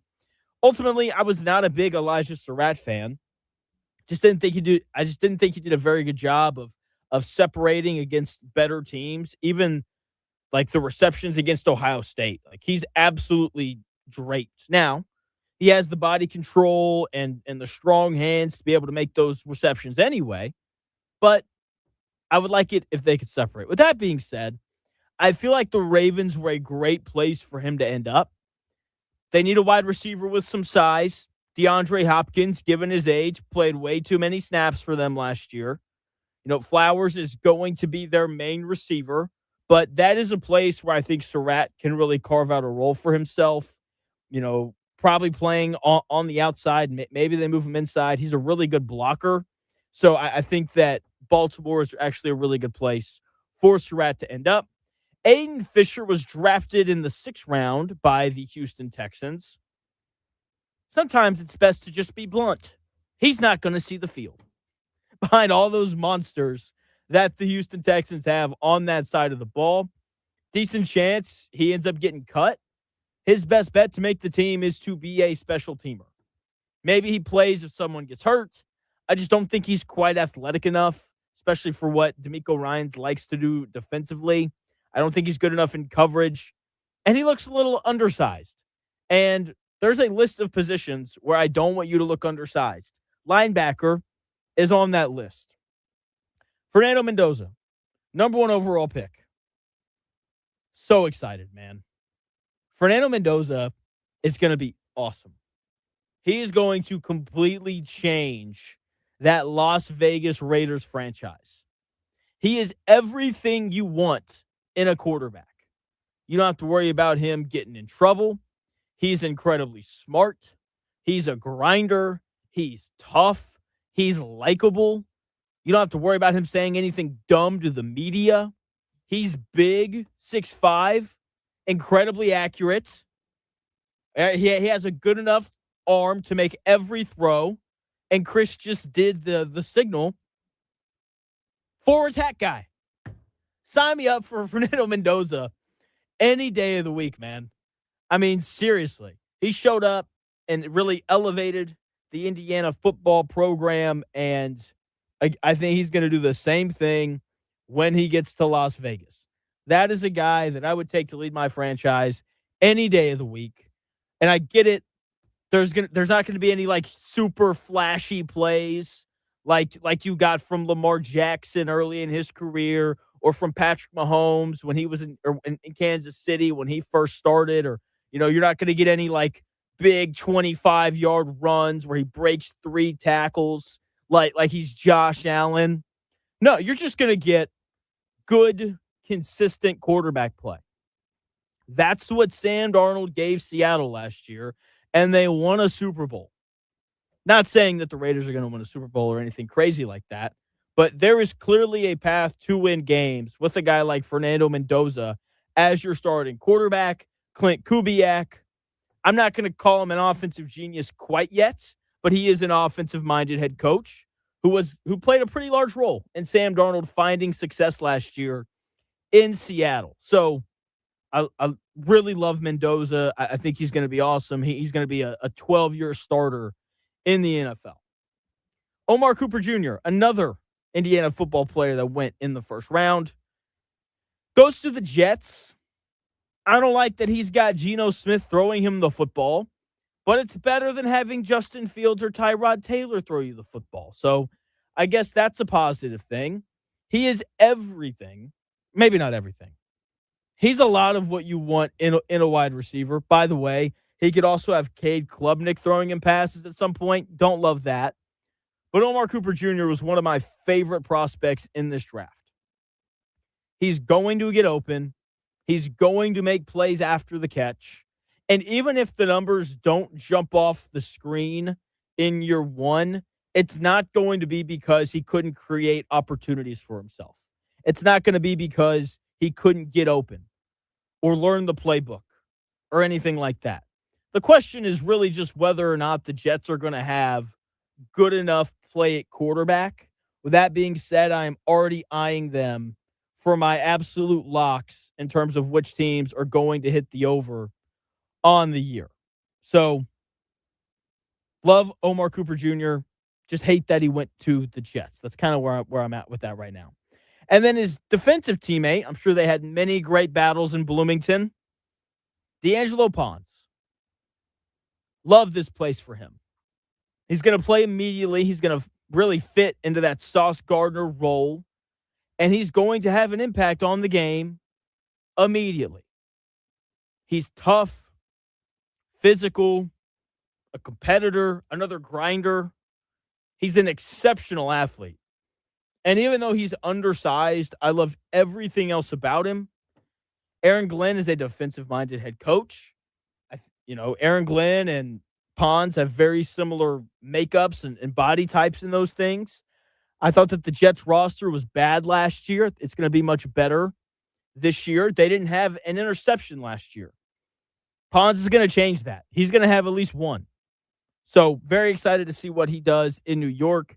Again, I'm already eyeing the Jets as one of the teams that I'm going to bet the over on for win totals this upcoming season. It's going to be like 4.5, 5.5, maybe. This team is going to win 6 games this next year. So will they be good? No. Will they be awful and have the number 2 overall pick again? Probably not. Riley Nowakowski, drafted by the Steelers, big tight end, picked in the 5th round. He's going to be behind the likes of Pat Freiermuth and Darnell Washington. But here's the thing. The Rams decided to go out and make 13 personnel incredibly popular. What that means, 1 running back, 3 tight ends. Okay? So he's going to see the field where he gets to put his hand in the dirt at the end of the line of scrimmage, run some routes. He's a good athlete and all those things. Very important note here on this pick for Pittsburgh. The Steelers running back coach said after they took him that they view him more as a fullback. So he'll get some snaps there as well. I think the Steelers kind of view him as a guy who they can move around a little bit and those kind of things. So we'll see how it goes. This is an excellent point. I can't believe I missed this. Ross, the Jets will have the number 2 pick again. It'll just come from the Colts. I don't know if the Colts are going to be that bad, but hey, maybe they will be. Ross, that's a great call there. Great call. Kalen Black was a 3rd-round pick to San Francisco. He's going to be stuck behind Christian McCaffrey, so I don't really think we're going to see him very much. The 49ers have also spent a fairly decent amount of draft capital the past couple of years on running backs. So, he'll find a rotational running back job somewhere if he doesn't stick in San Francisco for some reason. I don't think that he's going to be some stud that's going to rush for, 1,800 yards in a year or anything like that. But, he'll be like a solid running back 2 somewhere, and he'll play in the league for a while because of that. Pat Coogan, last guy that I'm going to hit on here, drafted by the Titans, 6th-round pick, played center. He's going to be a really good backup, but he was so important for Indiana last year. I hope he gets to play because I thought he was Indiana's best offensive lineman last year. him coming over, I thought just did so much for the Colts for the Hoosiers. So yeah, love Pat Coogan. Going to be in the league for a long time, and he'll be a backup for most of it, but really, really like him. C. Fitch chiming in on X. Again, if you want to be part of the conversation, 317-228-1430 is the number if you have takes on the draft, the Colts draft, anything like that. C. Fitch chiming in saying, I know you hate fantasy football, but you had me excited about Cooper for fantasy reasons until he went to the Jets. That's how I feel about him, man. I think he's super talented. Again, he's a yak guy. He's blazing fast, so he can stretch the field vertically if you want him to. He runs really good routes. I mean, he was Indiana's best receiver last year. No doubt about it. And so, yeah, really, really like him. Ridger thinks that the Jets are going to draft Arch Manning with the sauce pick. No. I'm so sick of the Arch Manning stuff. Like, rewind 1 year ago. This is what everyone was saying. Arch Manning's going to be the number 1 overall pick in next year's NFL draft. And then we saw him play college football, and he didn't play it very well, and so he had to go back to school. If I am not mistaken, I believe Arch Manning has 2 years of eligibility left. If I had to make a bet on which one was more likely, Arch Manning will be a top 5 pick, or Arch Manning will go back to school after this year, I would place my money on Arch Manning goes back to school next year. Texas didn't want to throw the football last year. And look, I get it. He's going to have, a full off season, and you can do something here about how he's going to work with Peyton and Eli and they're really going to help him elevate his game. Let me ask you a question. Do you not think that he's been working with Peyton and Eli his whole life? Come on. Like, he's not, I'm telling you. Look, maybe he's like the 12th pick or something like that next year. But this idea that Arch Manning is just going to become, Jesus on a football field next year, I think is just insane. We're doing this because his last name is Manning. That's really all that there is to it. Right? And it's not just Colts fans doing this. It's everybody. And I'm just tired of it. Like, can we watch the guy play consistently good football through a full college season before we jump to hey, this guy's probably going to be the number 1 overall pick? Do you know who's probably going to be the number 1 overall pick or 2 pick? Dante Moore from Oregon. That he would have been the number 2 overall pick this year if he had decided to come out. So barring any injury, Dante Moore is right now who I would pencil in as the guy who's going to go number 1. The Texas Tech quarterback, the new Texas Tech quarterback, Brendan Sorsby, transfer from Cincinnati. You could have made an argument that he was going to be, the number 1 or 2 pick, but gambling, it's a nasty, nasty thing. I don't know if you missed this report this morning, but Brendan Sorsby, one of college football's top returning players, is checking into a residential treatment program for gambling problems. He has apparently placed thousands of bets on different gambling sites. That's kind of insane. Get a second phone, maybe. I don't know. Register it in someone else's name. That way you don't have to worry about this. If you're a rich NIL college football player or NFL player or anything like that, it'll just make your life a little bit easier. Just insane stuff from there. But yeah, the Arch Manning stuff, stop with all that. Like, let's watch this guy play football, and then we'll kind of see where things go from there. The show is just flying by today. We're having a ton of fun. JonathIN, JonathOUT at 1 was amazing. The Colts had their draft over the weekend. I have my thoughts on their draft class at 2 o'clock.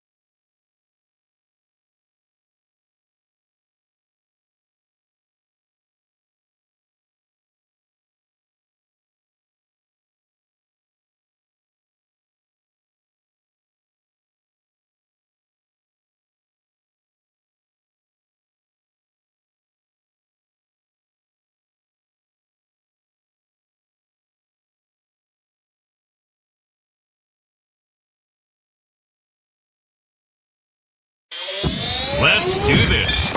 It's the real Jonathan Smith Show on Indy Sports Ticket, 1430 AM, 93.9 HD2, and always on the free Indy Sports Ticket app. Welcome back to the real Jonathan Smith Show here on Indy Sports Ticket. Thank you for tuning in, no matter how you're tuning in, whether that's YouTube, Indy Sports Ticket, if you want to head over there and subscribe. Maybe you're watching the show on X__Jonathan Smith to follow me there and watch the show there. You can also listen on that Indy Sports Ticket app, which you can download wherever you find your apps, or 1430 AM if you're driving around the Indianapolis area. No matter how you're listening, it's greatly appreciated as we kick off hour number 3. So I, got a little annoyed there by the repeated thing here with Arch Manning. And someone in the comments, I believe it was Ridger, who I think brought it up in the first place. Sorry, Ridger. I wasn't trying to attack you. It's just the Manning thing in and of itself bothers me. But anyway. And I think it was Ridger again who came in and said, well, Peyton Manning, Arch Manning, and CJ Carr, starting quarterback at Notre Dame, are like currently the two favorites to win the Heisman. Well, Arch Manning's up there because his last name is Manning. The exact same thing happened last year. And I'll be honest with you. If I had to bet the Heisman right now, I would probably bet CJ Carr. Chris, would you like to take a guess at who the toughest opponent is on Notre Dame's schedule this year? No clue. It's Purdue. Oh, wow. Who won, 2 games last year? Really? They're not really their toughest opponent, but this schedule's a joke. Okay. People are going to drag Indiana's schedule through the mud because that schedule is also a joke. This Notre Dame schedule, though, I mean, oh my gosh. I mean, I think Center Grove could go 6-6 playing this schedule. Carmel could probably go like 8-4. I mean, seriously, what a joke. Your toughest game's going to be Navy? Come on now. So, yeah, if I had to make a bet right now for the Heisman, it would probably be CJ Carr, more because that schedule's bad as opposed to CJ Carr is going to be awesome. We saw the starting quarterback at Ohio State, Julian Sayin, do the same thing last year. Ohio State didn't play anybody any good. He ended up being top 5. He ended up finishing top 5 for the Heisman, and then they played Indiana. He didn't play very well, and they lost the Big Ten title game. And then they played Miami. He didn't play very well in that one either. They got bounced from the college football playoff. So, again, right now, I would bet CJ Carr, if I bet anybody, to win the Heisman. Now, let's get back to the Colts. I got a little sidetracked there. I'm always going to be honest on this show. I'm always going to tell you what I think. Sometimes I'm going to be right. Most of the time, I'm going to be right. Occasionally, though, I'll be wrong. I've been very critical of Chris Ballard, but I think I've mostly gotten that right. With that being said, I did think he had a good draft this year. I thought he addressed needs early that has now created a path for them to win games through playing good defense and running the football. And I thought he got some value late. Like we could look up in 2 years and say, I can't believe Deion Burks was available in the 7th round. George Gumbs Jr. out of Florida. How did that guy fall to the 5th round? Those are two very realistic sentences that could be coming out of our mouths in about 3 or 4 years. C.J. Allen and A.J. Halsey, those are the guys that Chris Ballard used his 2nd and 3rd round picks on. They're both going to step into starting roles immediately. And they're going to make this defense better. No one likes that they took Jalen Farmer, the guard out of Kentucky, in the 4th round. Seems like everybody in Indiana wanted them to take Elijah Surratt. With that being said, Indianapolis desperately needed to add some depth along their offensive line. Jalen Farmer's a guy who does that. Okay, I know no one cares about that. Everyone cares about weapons, but sometimes you can't just only eat ice cream for dinner. So, sometimes you have to eat your vegetables. It's boring. No one likes it, but it's good for you. That is what that Jalen Farmer pick in the 4th round was. Okay, you need depth along the offensive line because guys get rolled up on all the time. I mean, last year, the Chargers lost both of their starting offensive tackles for the year. And from that point forward, you just knew it was going to be really tough for them to be good, but because they have Justin Herbert, it didn't really matter. Well, it did matter, but they'd have been better with those guys. But it's not hard for offensive linemen to get hurt. So you need depth in that position.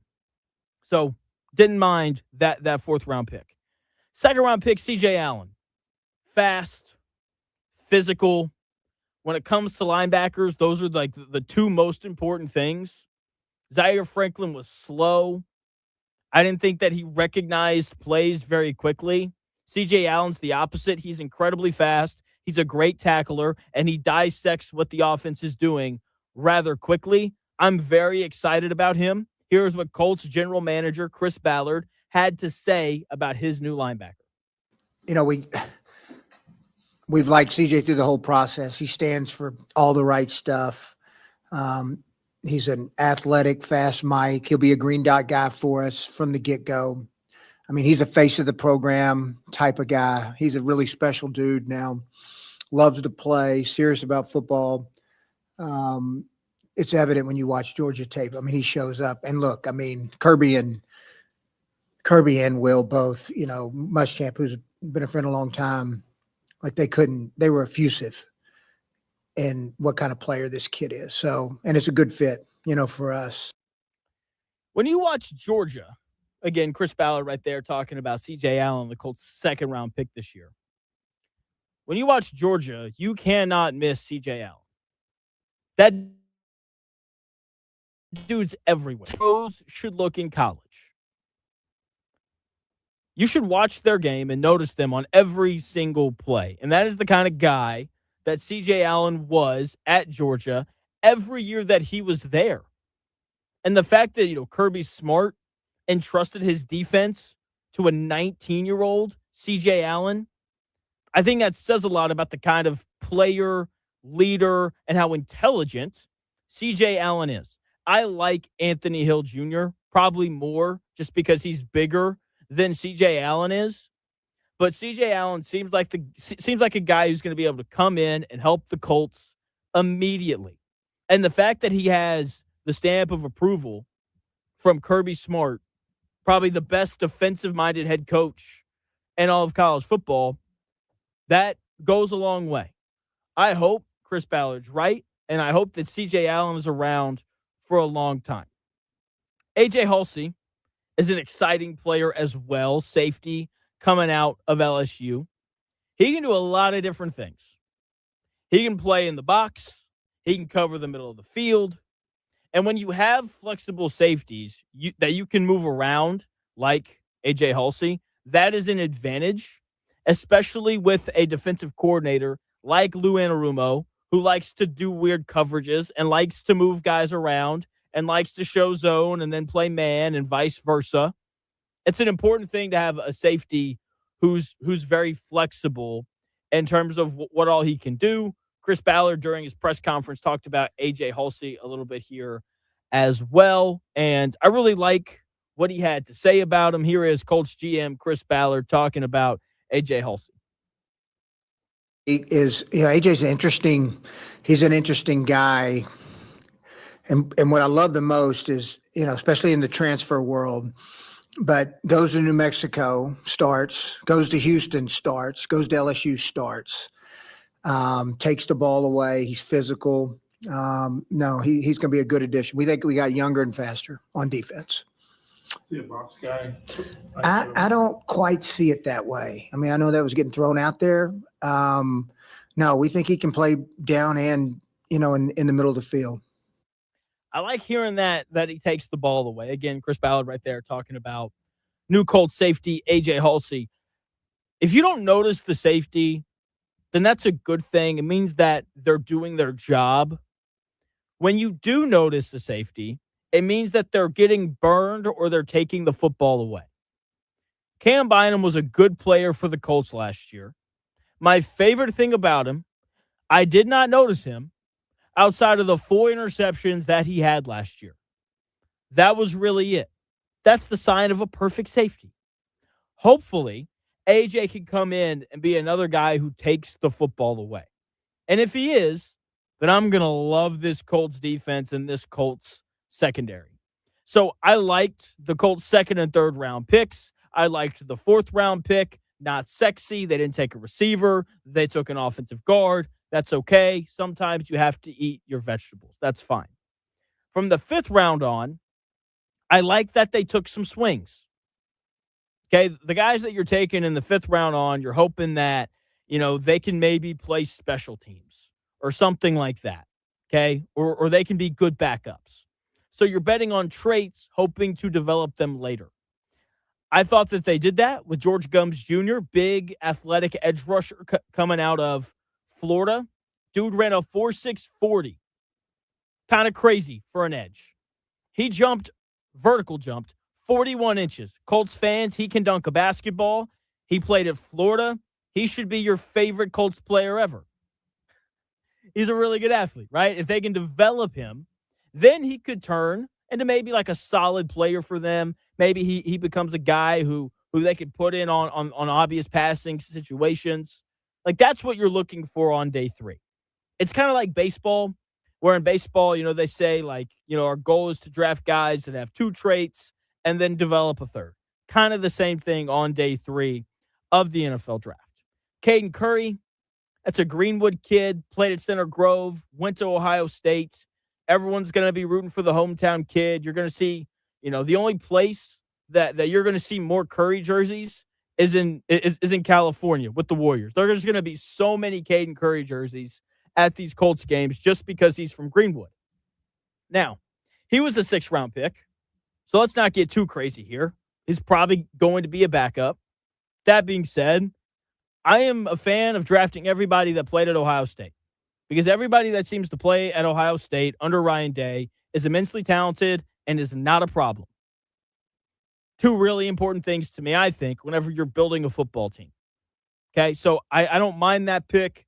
The Colts needed depth at running back because DJ Giddens' 4th round pick last year didn't look great whenever he played. So they go out and they pick up Seth McGowan instead. And then Deion Burks was their final pick of the draft. Loved it. Just a freak athlete who can really run. Nice swing on a player there in the 7th round. So I thought the process of how they went about drafting players was good. They drafted need with their valuable picks, and they took swings on day 3.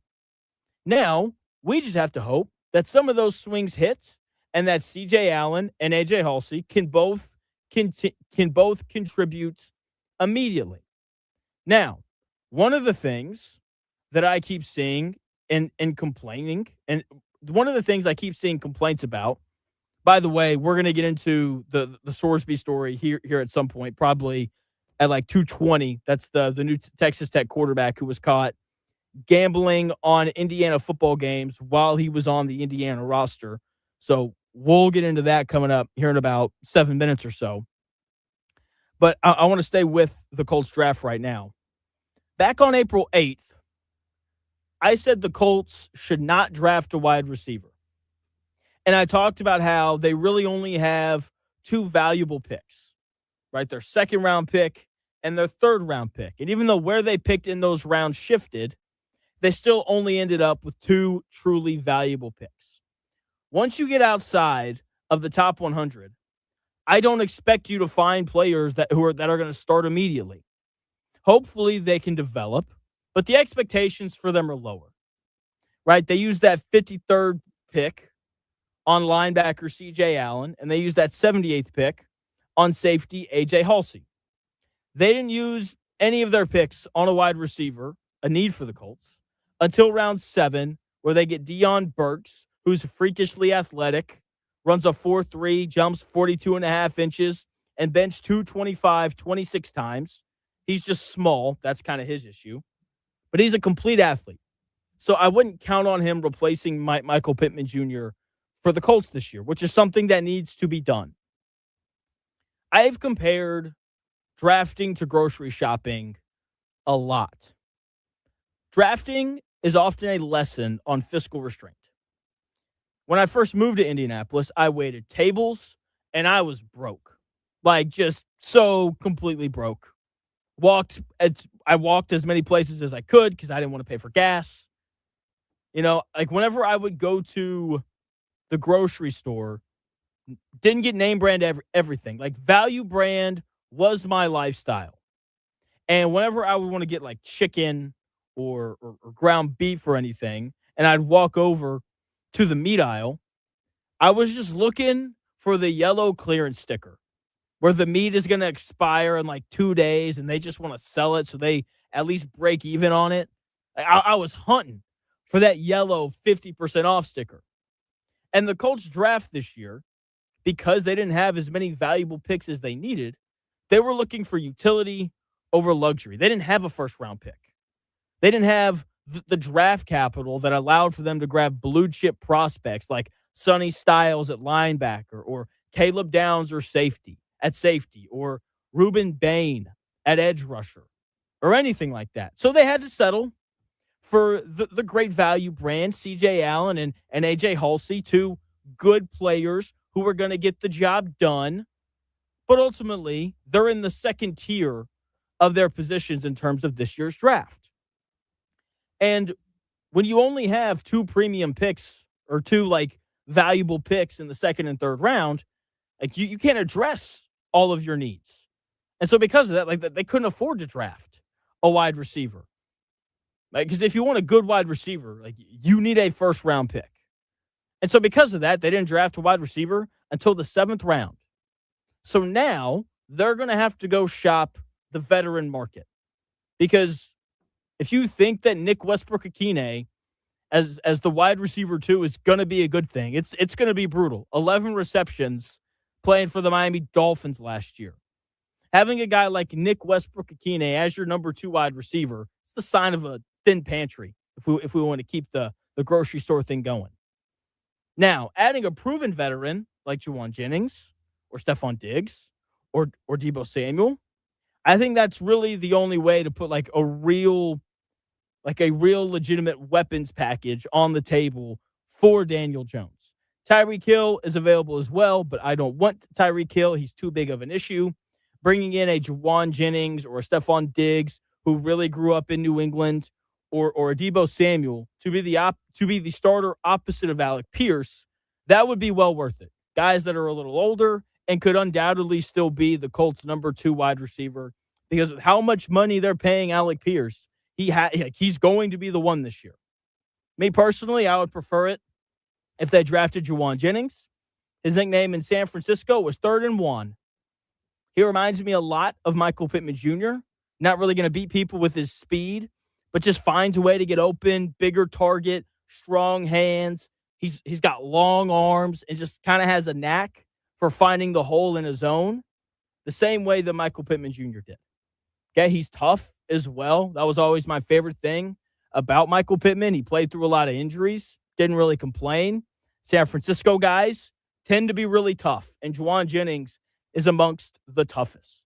He would be a good, safe option for the Colts to go sign to fill that wide receiver need.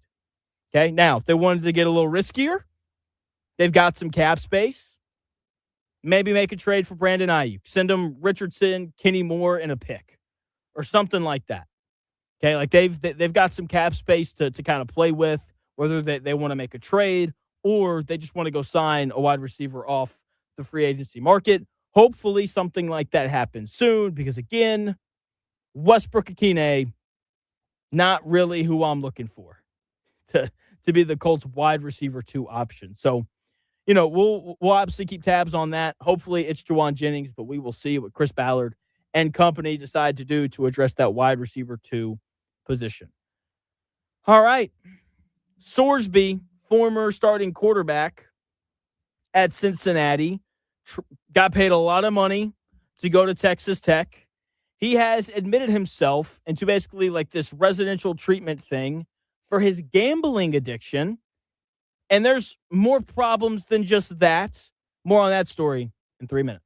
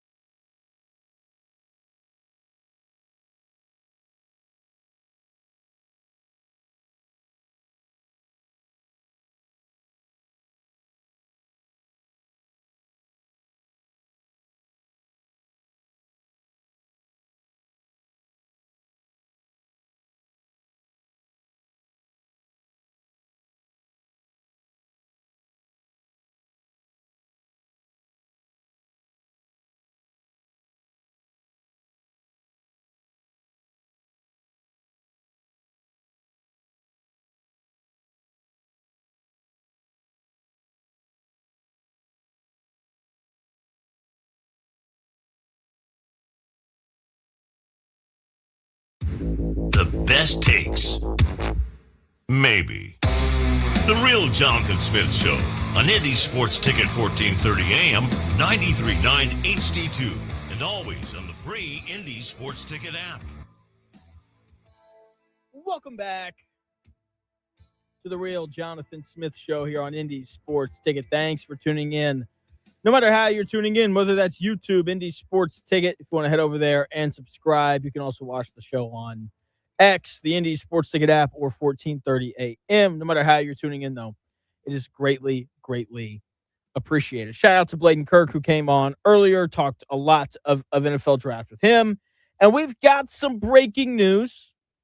Brendan Sorsby is in a lot of trouble. That is the nicest way for me to say this. So, college athletes and gambling. Look, man. I don't feel bad for stupid. And what Brendan Sorsby did is nothing short of stupid. So, if you haven't heard about what's going on right now, Brendan Sorsby was the starting quarterback at Cincinnati. He entered the transfer portal where he was the number 1 ranked transfer in college football. He ends up at Texas Tech because Texas Tech offered him like $6.5 million. By the way, Cincinnati is suing Brendan Sorsby for $1 million over how he left. Before Brendan Sorsby was at Cincinnati, he played for IU. Now, Brendan Sorsby, is checking into a residential treatment program for his gambling addiction. He is now under NCAA investigation because he apparently made thousands of bets via a gambling app. I mean, insane, but it gets worse. According to ESPN sources, this is a Pete Thamel tweet. According to ESPN sources, Sorsby bet on Indiana football while redshirting for IU as a true freshman in 2022, a season in which he played in a single game as a reserve. The bets in 2022, per sources, were on Indiana to win, and none came in a game in which Sorsby appeared. What an idiot. I mean, come on, man. Look, I get it. Sports gambling's fun. I talk about it a lot on the show. We're going to do big gambling days on Fridays during football season. It's going to be a lot of fun. My guy, Zach Gray, comes on Fridays, and you know, he tells you how to bet and how to win money. But I feel like as soon as we know, or as soon as you learn the Pete Rose story, if you're an athlete or a coach or anything like that, as soon as you become aware of that story, which you become aware of it when you're 8 years old, riding in the car with your dad, listening to sports radio in the summer, because that's what everybody likes to talk about. Should Pete Rose be in the Hall of Fame? All that kind of stuff. You should just never do it once you become an athlete or a coach. Okay? Thousands of bets? That's insane. I mean, insane. Just insane to me. And he should get punished in every way, shape, and form. You can't bet on your team. I don't care if it was to win, because it's just it bothers me. Clearly. I can't speak properly. That's how much it bothers me. And not because what he did was like terrible. Like, look, he bet on his team to win. He didn't play in the game. All that kind of stuff. What I would like to know, did he bet on his team last year at all? Did he bet on his team to win? Did he bet on his team to lose? Anything like that? Did he have a game where he threw 3 picks and then we learn later that he did it on purpose? I mean, that's the issue with it. As soon as you do it, people want to know, like, what did you know? Did you do anything to mess it up? And so, yeah, I don't feel bad for him at all. The most interesting thing that I have seen on this is before Sorsby decided to transfer, he had thought about potentially entering the NFL draft.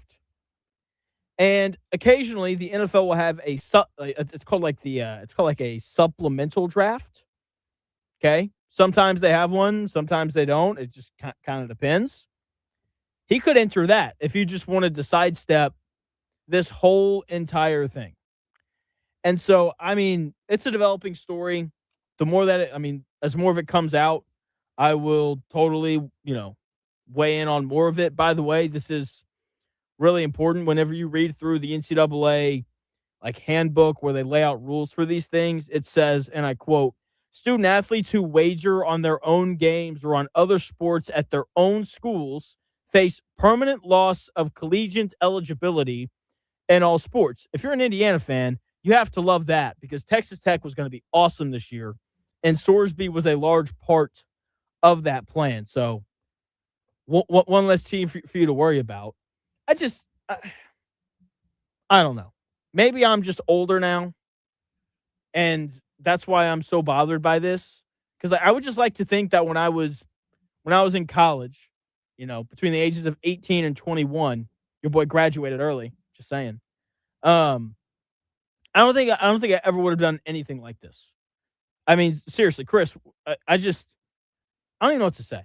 I find it so incredibly dumb and irresponsible. And the other thing that I don't like about it is you're going to have all these people who, when NIL started, they're like, we shouldn't do NIL because college kids can't handle that kind of money. And then they're going to see this one story and act like they were right about it. And I don't really want to deal with those people either. What do you make of it? I know everybody as human beings has their own vices. That's one way to find out that you've gone overboard with it is God will let you know, and God let him know today or whenever he, got caught or whatever. I think it was just out of his control and the universe took over from there. A residential treatment program. Thousands of bets. To be fair, $6.5 million can fund a lot of parlays. This is true. I mean, how much is too much? How much, that's a lot of money. You get that in your bank account and you're like, that's not enough. I don't know if I would risk that. Here's $1 million on Arch Manning plus 300 to win the Heisman.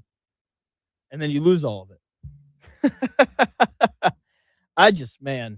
I'm so intrigued now to see if he plays because, look, I mean, it's Texas Tech. They've got the money that they need to be able to compete. They'll go snag somebody else. They had their backup quarterback this last year, Will Hammond, if I remember his name correctly, was a good player, but there's a reason why they went and they got a backup. It's because as much as they like Will Hammond, 4-star guy from Texas, ultimately, they didn't think he was good enough in order for them to get where they want to go, which is, maybe not shutouts against Oregon maybe not get shut out against Oregon in the college football playoff. So, look, again, I don't feel bad for the guy at all.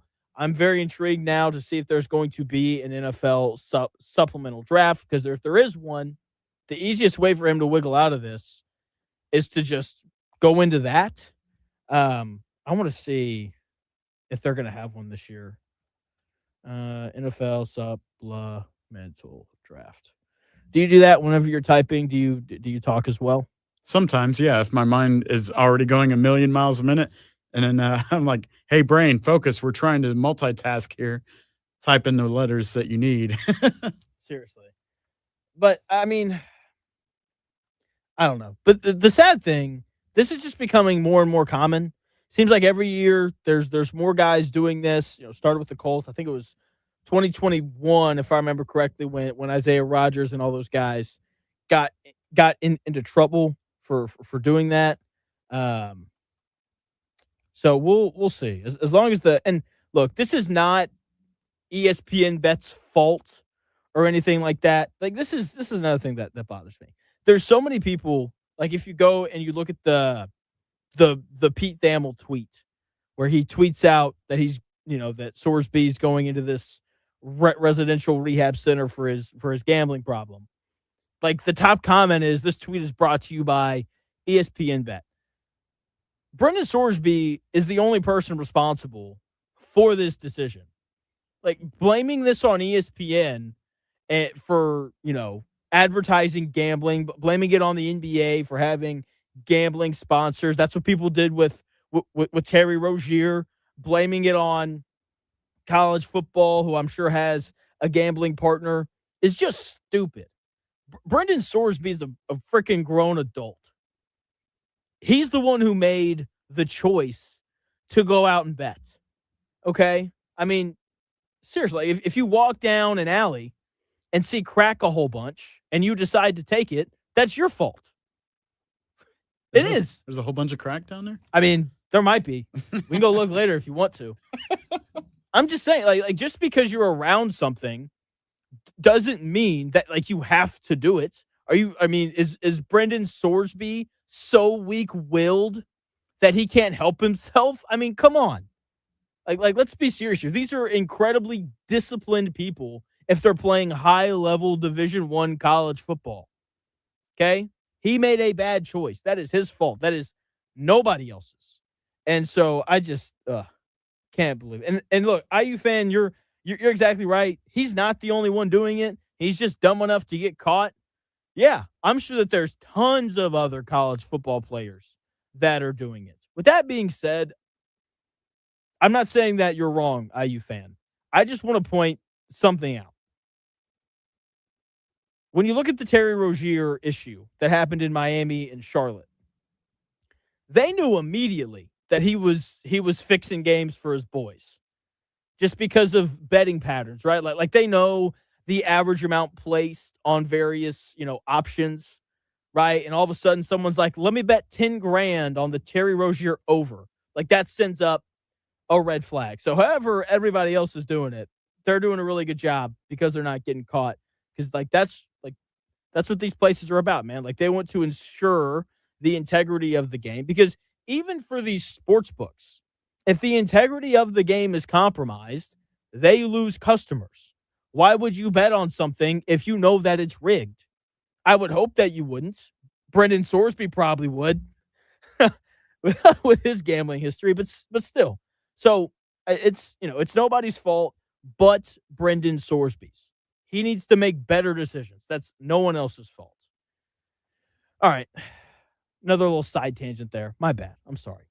The Colts had a pretty solid NFL draft. Oh, do you have a thought? I was just going to say, you know who else needs to make better decisions?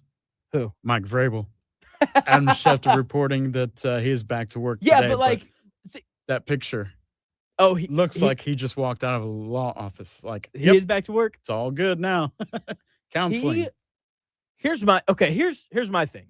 Everyone is going to blame, or not everyone. There's going to be a lot of people who do the whole well, it's not Brendan Sorsby's fault.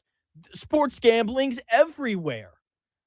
So it's their fault. Yeah, there's ways to justify anything you do, but by that logic, it's not Mike Vrabel's fault he cheated on his wife. There's women everywhere. Of course he was going to do it. Right. Who put those cameras there? Yeah. I mean, seriously, I just, the whole, it's not Sorsby's fault. It's college football's and ESPN's is just stupid. That's really what it is. But yeah, Mike Vrabel back to work. I hope his meeting with his lawyers went well on Saturday. Jonathan, he had counseling. Nah, man, he was meeting with lawyers. Yeah, he looks happy in this picture. He's much happier now, much relaxed. Did you see that Diana Rossini made her Instagram private and deleted her Twitter account? I did see that, yeah. Good call on her part. Great call on her part. Good job. Good job, Diana. It's the best decision you've made in years, some may say. All right, 317-228-1430. That is the phone number. If you have thoughts on Brendan Sorsby, the NFL draft, anything like that, feel free to call in. Again, that number is 317-228-1430. We will continue to talk Colts draft in 3 minutes.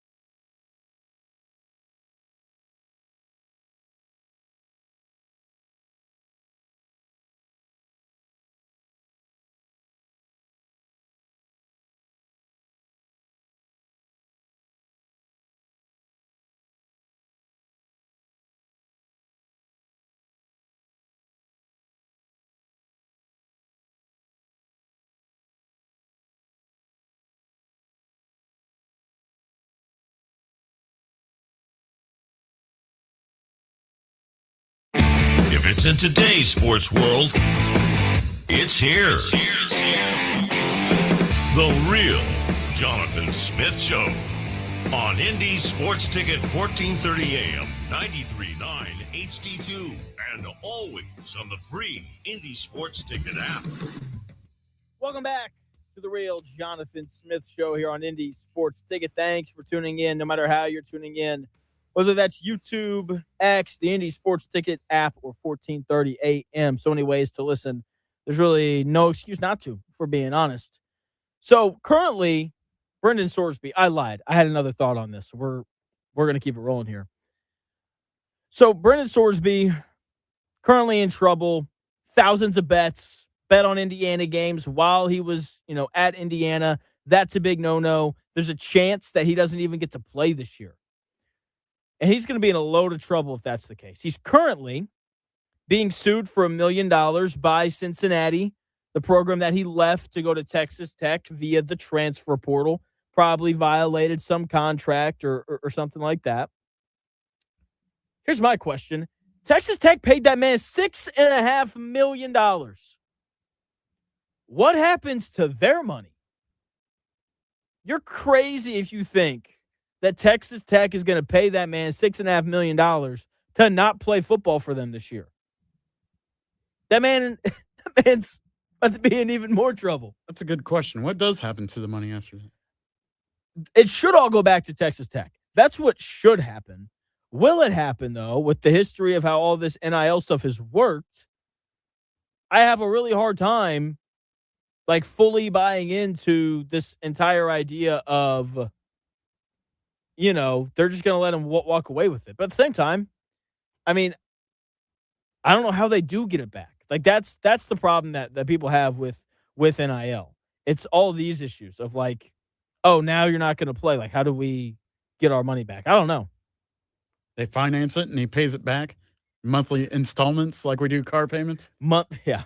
That'd be insane. Right? With interest. Oh, man. I can't imagine. I can't either. That's a lot of money. Again, 317-228-1430 if you have thoughts on the Brendan Sorsby situation or thoughts on the Colts draft, anything like that. So, Colts draft, again, I liked it. Chris, do you have any thoughts on the Colts draft? Anything like that? Not necessarily the Colts draft. You're just glad that your Giants did well? Yeah. And I kind of have a soft spot. It's totally random I have a soft spot. I feel bad for Tyler Algier because they got Jeremiah Love now.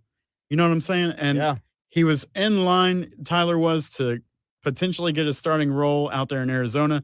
And the same thing happened to him that happened in Atlanta whenever they drafted Robinson. So it's man, can we give this kid a break? Yeah. It's a fair thing. Hey, let him come to Indy. We need a backup running back. Right. Seriously. I mean, I'm all about it. Just get all the good players here. That's really all that I want. So the NIL stuff is interesting. And this is one of the things about Coach Cignetti that I really like. Coach Cignetti doesn't recruit idiots like this. That's just a fact. If anything like this happened at Indiana, I would be absolutely stunned by it. Just because of the precedent that Kurt Cignetti has set there in such a short amount of time. Whenever recruits show up, it should just say, we are Indiana football. We don't recruit idiots. They don't. Sure, you might have a receiver show up and wear some gold cleats, but that's just normal wide receiver behavior. You can correct that pretty quickly, especially when you just won the national title. This gambling thing, though, good luck correcting that. Yeah, if gold cleats are the worst thing that happened, I think we'll be okay. Yeah, seriously. And look, that is the worst thing that's going to happen because that's just how they are. That's just how Indiana is. Those are the kind of guys that they go after. Because let's just be, fully honest on this. Indiana can get any player in the portal that they want. They have the reputation for it in terms of they win. They have the checkbooks for it because they have that really good business school. It's not even just a Mark Cuban thing. There's a lot of guys that they can go to and get money from to pay for these players. So their pockets are incredibly deep, as we saw with the Indiana basketball transfer portal season, and they have a really good coach. If they wanted Sorsby, they could have gone and gotten him. I'm willing to bet that there's something about him that they noticed that they didn't like, especially when you consider that he used to be at Indiana. 2022 though, so I guess that's pre-coach Signetti, but still, you know that there's people in that building still that probably know Sorsby, and we're like, hey, coach, we probably don't want that guy. You probably want Josh Hoover instead. The furry stuff was weird, but a little easier to deal with than a guy who's placed thousands of bets. Just, again, just incredible stuff. So, Do you think he rats out any of his buddies? Like, here's who I worked with, kind of like that the Blazers situation. You know what I'm saying? Like they work together, some collaboration, whatever. I don't know if there's any collaboration here, though. That's the thing.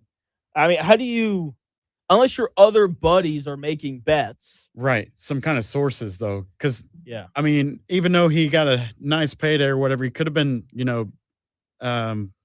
paying for all of this himself. But if he's working with somebody, if you're in this guy's shoes, are you ratting anybody out? You know, snitches get stitches. Oh, absolutely not. No way. My lips are sealed. But here's the thing. I'm smart enough to not get in this situation. That's how I feel about it, at least. I just, geez Louise, man. Brennan Sorsby, thank you for the content, but maybe, don't be this dumb going forward.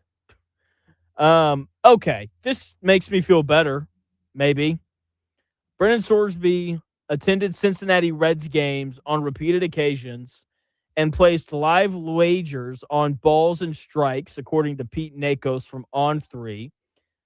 Listen to this part. The bets ranged anywhere from $2.50 to less than $1 per pitch. Doesn't sound like a lot of money. Those sound like my bets. but if you're betting on every pitch and there's 200 pitches in a game, like, look, that's anywhere from like 200 to like $450. Right. Is that even worth it at that point? I don't know. It sounds like I don't get a lot back when I bet like $2. Yeah. You know what I'm saying? It seems like this was just a thing he was doing for fun.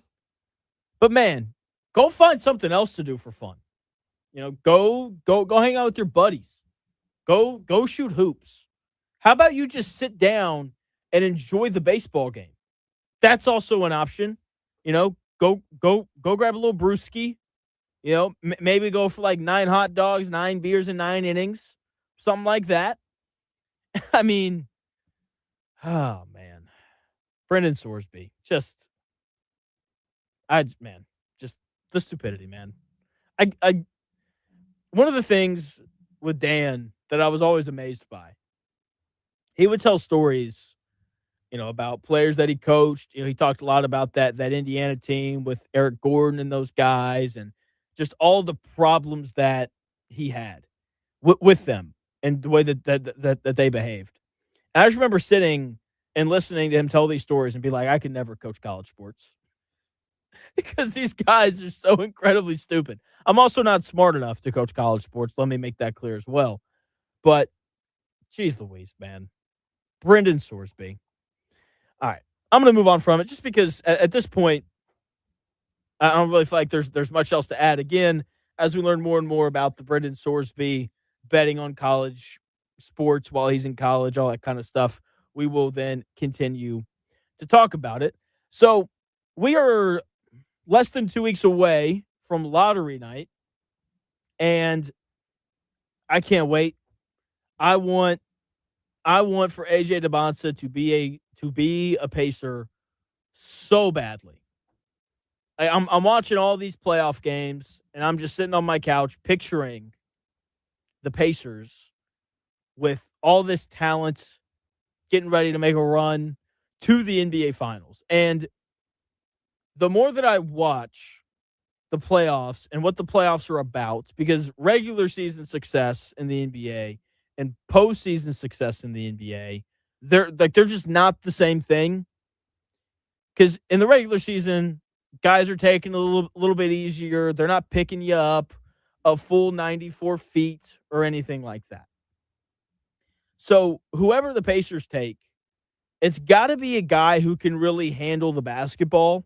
I think an example of what I'm talking about is if you watch the Hawks during the regular season, Jalen Johnson was far and away their best player, did everything for him. But the Hawks make the playoffs. The Knicks put Josh Hart on him, and Josh Hart lives in his chest for the entire series. That's what's been happening. And because of that, a lot of what Jalen Johnson did well during the season, he's not able to do because he doesn't handle the basketball well enough. When he puts it on the deck and Josh Hart is guarding him, I think every Atlanta Hawks coach, I think their butt tightens up a little bit of like, please don't turn this ball over because he just doesn't handle the ball well enough for you to fully trust him. And so I really like Cam Boozer. I think he's going to be a wonderful NBA player. But in terms of helping the Pacers next year, I don't know how much I like Cam Boozer because what's probably going to happen with whoever the Pacers draft, it's going to be a guy who comes off the bench and is probably asked to do a lot of scoring for that second unit. And you have to be able to handle the basketball if you're going to do that in the playoffs. I think DeBonsa and Peterson both have the ball handling ability, to be able to do that. Ring the bell. You can ring the bell. Yeah. That's the suspect saying bell. Is that? Yes. That's okay. Yeah. The hidden agenda bell. The hidden agenda bell. That's better. Yeah. So their ability to just dribble kind of makes me like them a little bit more for the short term. Especially DeBonsa. Again, you get his size with his ability to dribble, and it's it's awesome. But then again, like I fully understand the way I fully understand that the prospects that I like, it's very easy for it to go sideways because I see 6'9", 220 pounds. All right. Sorry. No, you're good. That's what it's there for. 220 pounds. And I'm just like, yeah, sign me up for that guy. Can't teach a lot of that athleticism and things, right? And so I think I'm kind of the same way with football players too. Like I saw the Deion Burks pick and I was like, oh, you mean the kid who runs a 4.3 and bench presses 225 26 times and jumps 42.5 inches? Yeah, I want that guy on my team. And so we do have to remember the importance of the ability to play basketball. And I think Cam Boozer right now is the best basketball player of the group. With that being said, I think DeBonsa is the best combination of down the road, he can really be a guy for you. But right now, he can come in and contribute for you as well. Tall, athletic, long arms, all those things. And he's incredibly competitive. That is something that I've noticed with this like new generation of players. I feel like we've kind of broken off. Like Victor Wembanyama is incredibly competitive. This current rookie class with Cooper Flagg and Con Knipple and all these guys, they're all incredibly competitive. This next class, with the exception of Darren Peterson, I think they're all incredibly competitive as well. And that sounds like a weird thing to say about professional athletes. It's like, Jonathan, they're professional athletes. They all should be really competitive. It's amazing, especially in the NBA, how many guys aren't. That's part of why the Timberwolves are probably going to beat the Nuggets. They have more freakishly competitive dudes than Denver does, and that could propel them in the series. So, there was my 5 minutes of NBA thoughts today. Can't wait for the draft lottery. It is right around the corner. So is the next show tomorrow, noon to 3, Indy Sports Ticket on YouTube. Go and subscribe. Follow me on X __ Jonathan Smith if you want to watch the show there. The Indy Sports Ticket app you can download on the App Store or Google Play Store. And 14:30 a.m. if you're in your car around the Indianapolis area. Chris, great show today. Shout out again to Blaidin from the Stay Hot Pod coming on to talk draft. Tomorrow, we'll talk more NFL draft, a little more specifics on C.J. Allen and A.J. Hulsey. Kevin Potts is going to come on to talk NFL draft as well. Great show tomorrow. It's loaded up for you. Starts at noon. I will talk to you then. See ya.